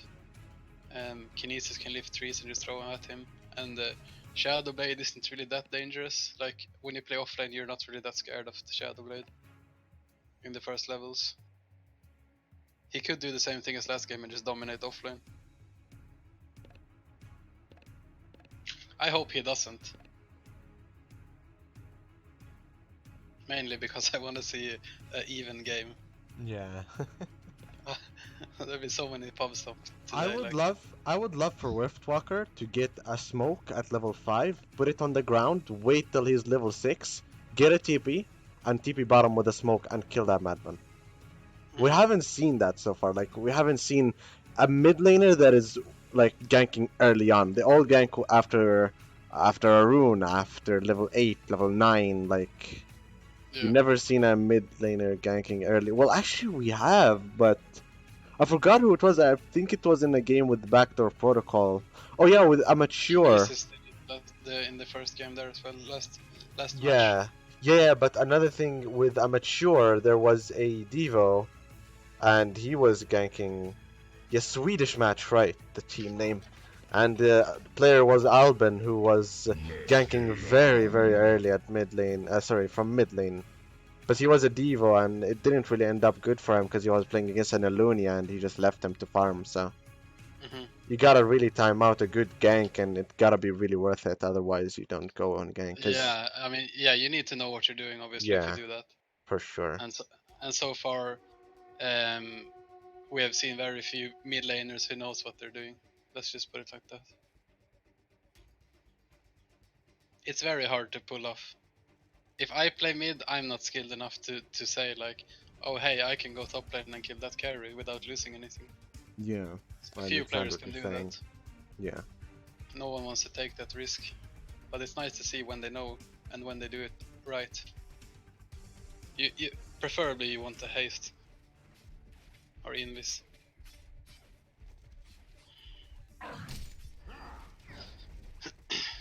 I think they will play even in mid.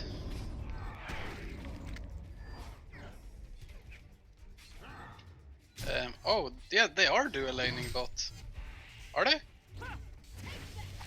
Communication going on Behemoth. I think Behemoth is definitely going down right here. That is not living. Oh, nice stun by Behe, but will that pay off? Oh, nice TP. Will he actually be able to get it off? No, he won't. This is what I told you, man. I told you this from the start.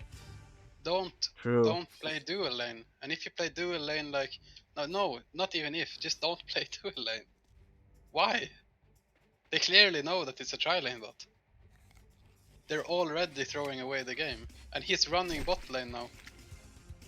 They need to rotate up top. Tri-lane that Shadow Blade, go stack the jungle. Farm the jungle. You can never play dual lane against tri-lane. You either play solo against tri, or you don't at all. It's just like it's a thumb of rule. More than my own opinion.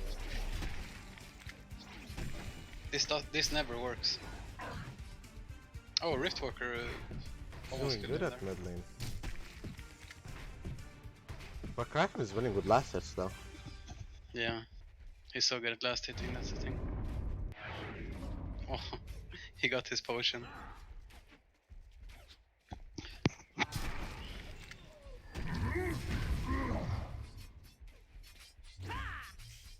It's just a matter of time until this tri-lane is gonna go for the next kill here. Hmm. She's trying to flank here with Voodoo. Yep, it's happening now.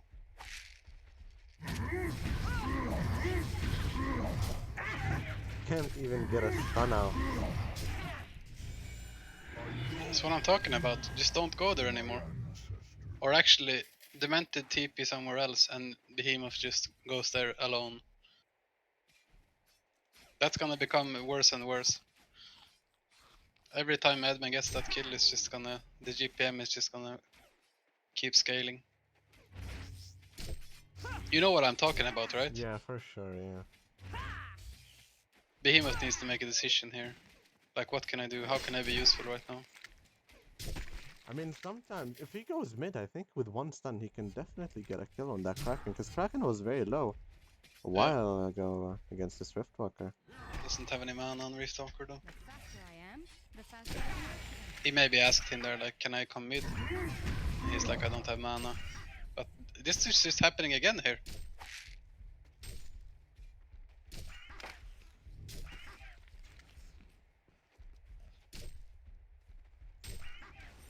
Almost. I mean, Kinesis is solo off lane, and he is getting free farm.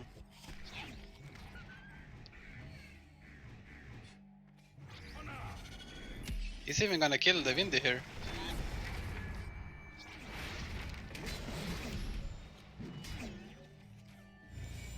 Is he? He's chasing him, he's really wanting that kill, but I don't think they'll be able to kill him, to be honest. I mean, Vindy Yeah, he's so slow. Oh no. That is not a good idea, but Vindy Oh. does escape from that. Oh, what's happening? He gave him the life tube so he can heal a little bit. Aha. Mhm. Now Oh, Kinesis okay. is harassing Shadow. Okay, nice. Thank you, Demented. They have realized now that they Yeah, need to... Dementus is finally top lane, and now this Kinesis is going down. Yeah. Well played. Well played. Keep doing that. Keep tri-laning this Shadow Blade. We need farm on Shadow Blade. It's very important I that mean, we get farm on the Shadow Shadowblade Blade. annihilates Madman and their entire whole team as well, so I don't know why the power of Shadowblade is unreal. Agility Yeah. Shadowblade is one of the strongest heroes in the game, but Yeah, they're just late not realizing game that. he scales the highest, right? Yeah. Because of the ultimate. Yeah, he can one-on-one any carry. Except Kronos and Scout, because Kronos and Scout with that disarm. And B is finally suiciding and he's getting some stuff off here. Like, it's way more comfortable for Behemoth right now, you can tell. Yeah, I mean, he should have been solo from the start. He might die. What? He's back bot again. Black bottom again. Yeah. You're getting very... But it's not a good thing to see over and over and over again, huh? And he's definitely going down. Yeah, he's cursed right now. He's not surviving. He's giving Behemoth the confidence to stand in places where he shouldn't. If he was solo there, he would have just backed. But Yeah. Demented is standing behind him. And he's like, okay, maybe I will survive now because I have a friend. But just clearly no.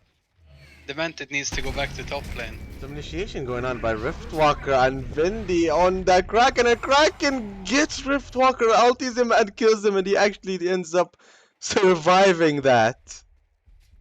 Wow.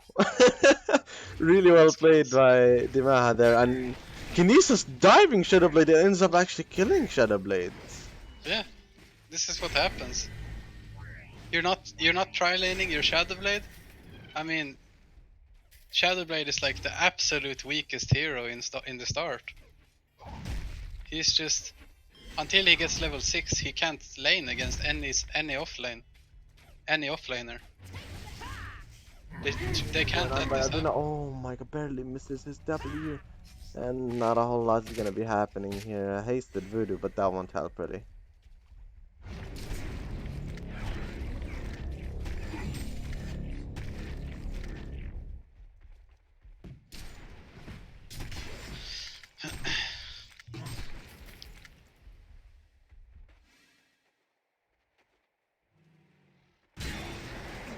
Initiation going on by Shadowblade Vindy and might get the kill here. Shadowblade. Yeah. Yeah, Kinesis is just bullying Shadowblade at this point. Hmm. He can keep harassing him with this W over and over and over again. He can't really do anything about it. And Behemoth is coming to top lane right now. This is good. They might get a kill here if he does a nice stun there. Just need to not show himself right now. He seems to know. I mean, Shadowblade and Madman aren't that far away from each other, so... Yeah, the gap is 100 GPM, but still. It's still minute 8, so... It's very peculiar how they choose to have the behemoth on that lane.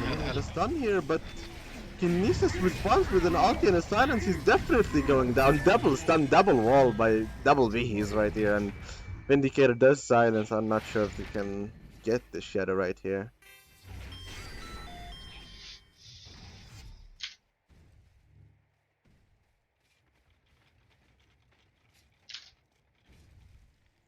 I feel like I'm only complaining right now, but like, Demented needs to not be on bot lane. He cannot stay in that lane anymore. He needs to sit next to the Shadowblade and heal him constantly. Heal him and sit behind him. Like at this point, they almost need to quad lane him. They just need to not be on that bot lane.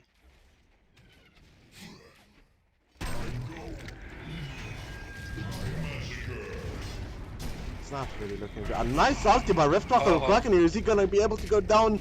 Nice stun by Voodoo though. He does respond for that, and it's not enough damage to take him down, unfortunately. Some initiation going on by Shadowblade and Vindicator on Kinesis. Kinesis is going to be able to go down.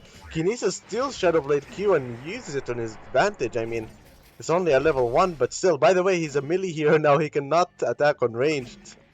And he smokes. Will that actually work?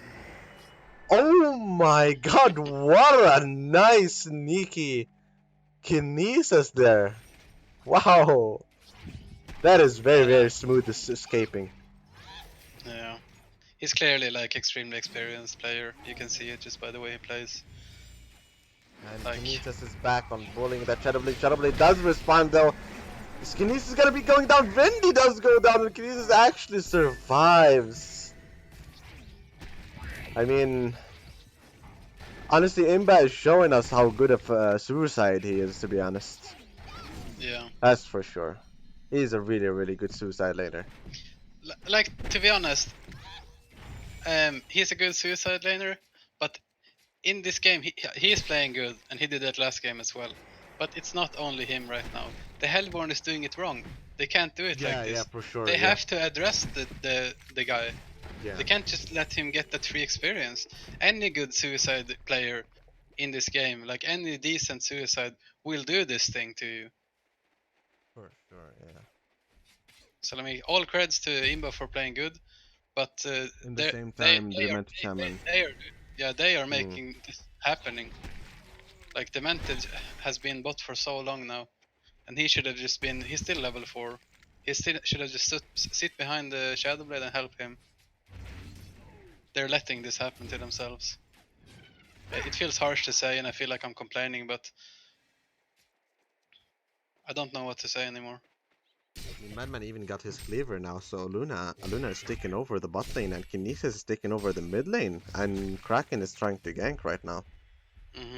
So Kraken is probably gonna get the gank off here.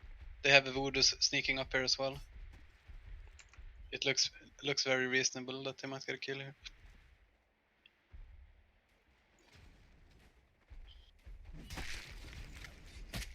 nice disarm by Voodoo Vendi reacts with the silence. A nice disarm by Vendi, and Shadowblade actually jumps on Vindicator, escaping from him, but will we be able to survive Unbreakable and Healing Wave by the Meta Shaman? He will survive that. And a nice ulti by Riftwalker. That was very nice by Riftwalker there. He's trying to block off that Kraken a little bit, but not doing a great job. And that Vindicator does respond with the silence and a slow, and he does get him down that quickly. Shadowblade is too tanky for Voodoo Jester and Aluna to kill him right here. Riftwalker trying to respond again. He's barely gonna be killing. He does get Voodoo Jester down, but for what? He goes down as well for that Madman. Actually, for Aluna, and Shadowblade's going down very quickly. Kinesis gets Behemoth to stun and does get Shadowblade and stuns Vindicator. What? I don't know, to be honest. That was messy. Yeah, that for was sure. hard to analyze. That fight was hard to analyze. Yeah. Like if Shaman went top early game, I think that now Hellborn would be dominating easily. Yeah. And now Kinesis is just bullying all of them at this point.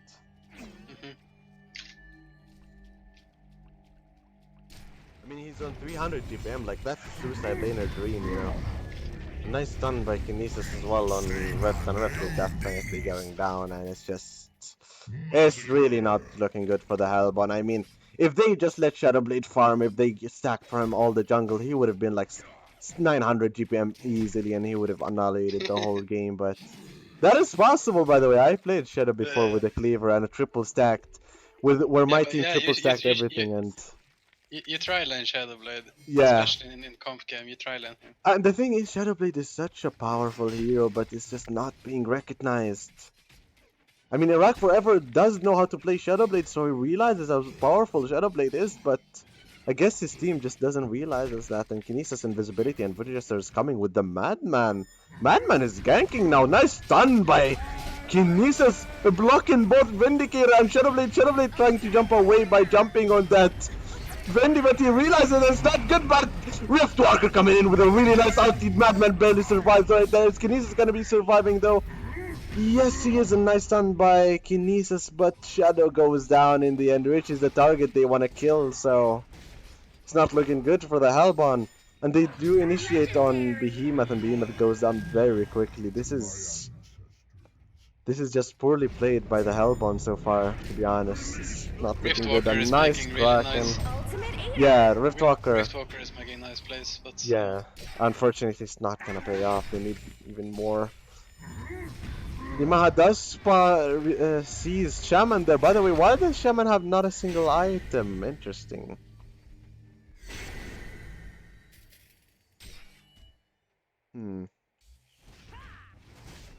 Some trash talk coming out there.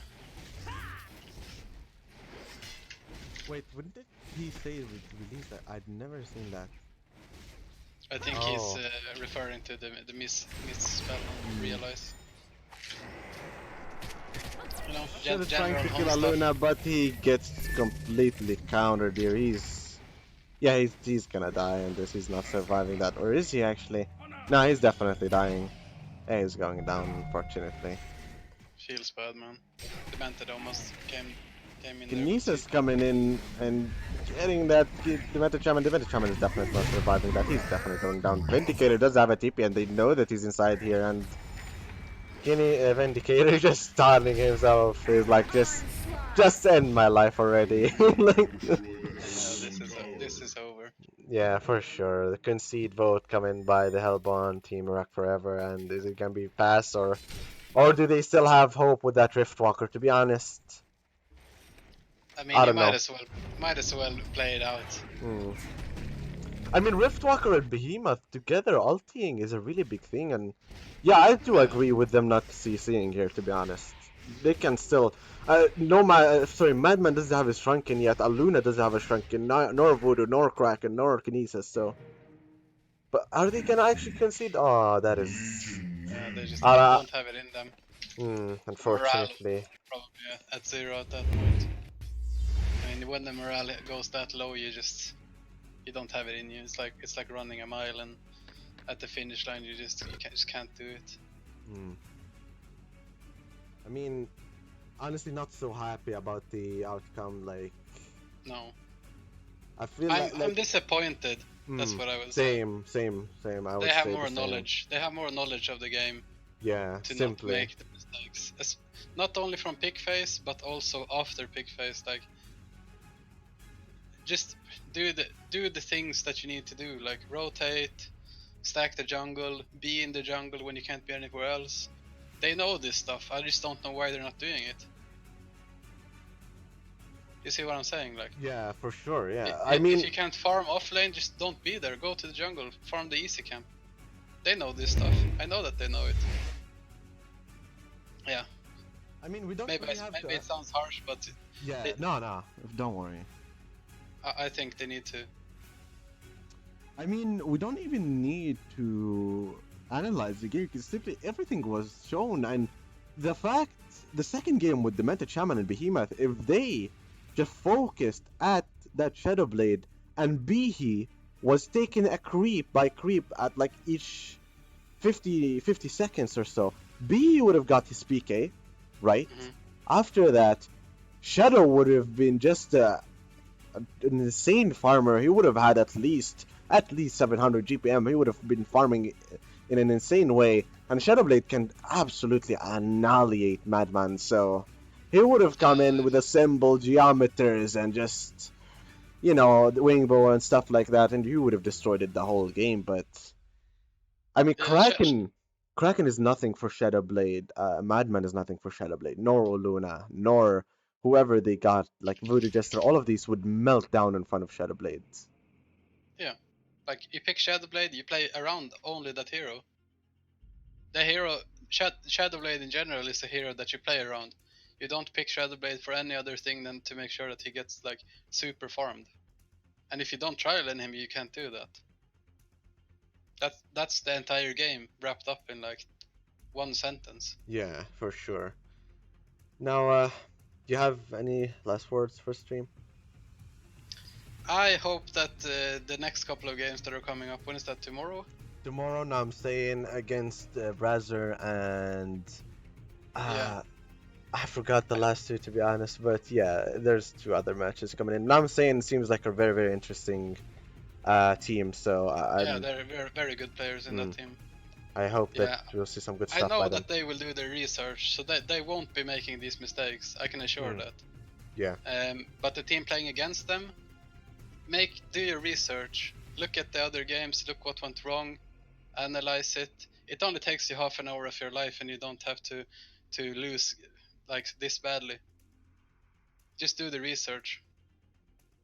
That's all I can say. You've seen these games. Yeah. You've seen what happens when you don't ban Nitro against Captain Kirk. We've seen what happens when you don't ban Legionnaire.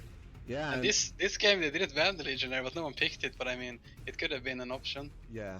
And obviously Legionnaire can be countered. We discussed that as well. Yeah. But and the thing is that right now all of these teams that are analyzing the other team, now they have footage for each and every single other team. So now in the semifinals, or not in the semifinals, sorry, the quarterfinals, it's gonna be we're gonna see some really good matches, because each and every single team knows about the other one. Yeah, do the research. Just look exactly what all the teams do, what carries they pick, what mid heroes they pick, ban those off, get your advantage in the draft. Pick some nice lineups, do some practice, some scrims or whatever, before the matches if you can. Yeah, that's the only thing I can say. Right. I feel like I've been repeating myself for like 3 hours now, but I mean, These things just needs to be thought about. I understand how like your thoughts, and I understand how it's like you can't be doing this tournament game. I really understand what you're saying. That's for sure. It's really frustrating to understand what's going on and then looking at someone and he does it so poorly that it just you become very salty over it. But you're not salty, but you know what I mean. No, yeah, yeah. I'm not salty. Some good stuff that happened this game was that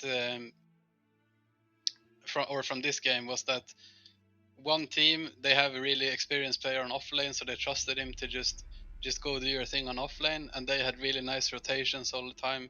They kept doing the thing where they went between lanes and got their kills. So you need to also have someone you can trust in your team, trust to do like one job, like you go mid lane and you just stay there and do your thing, or something like that. For sure, yeah. That's also a thing, but obviously it's easy to say when you have Imba Boy in your team. Yeah, well, anyways, I hope you guys enjoyed today HoN Oh My God Tour 2019 Season 1, Day 3. We'll be back tomorrow with Day 4 at 6 p.m. GMT and at 9 p.m. GMT. I hope you guys enjoyed tonight's stream and tonight's tournament, and we'll see you guys tomorrow. Peace out, guys. Good night. Good night.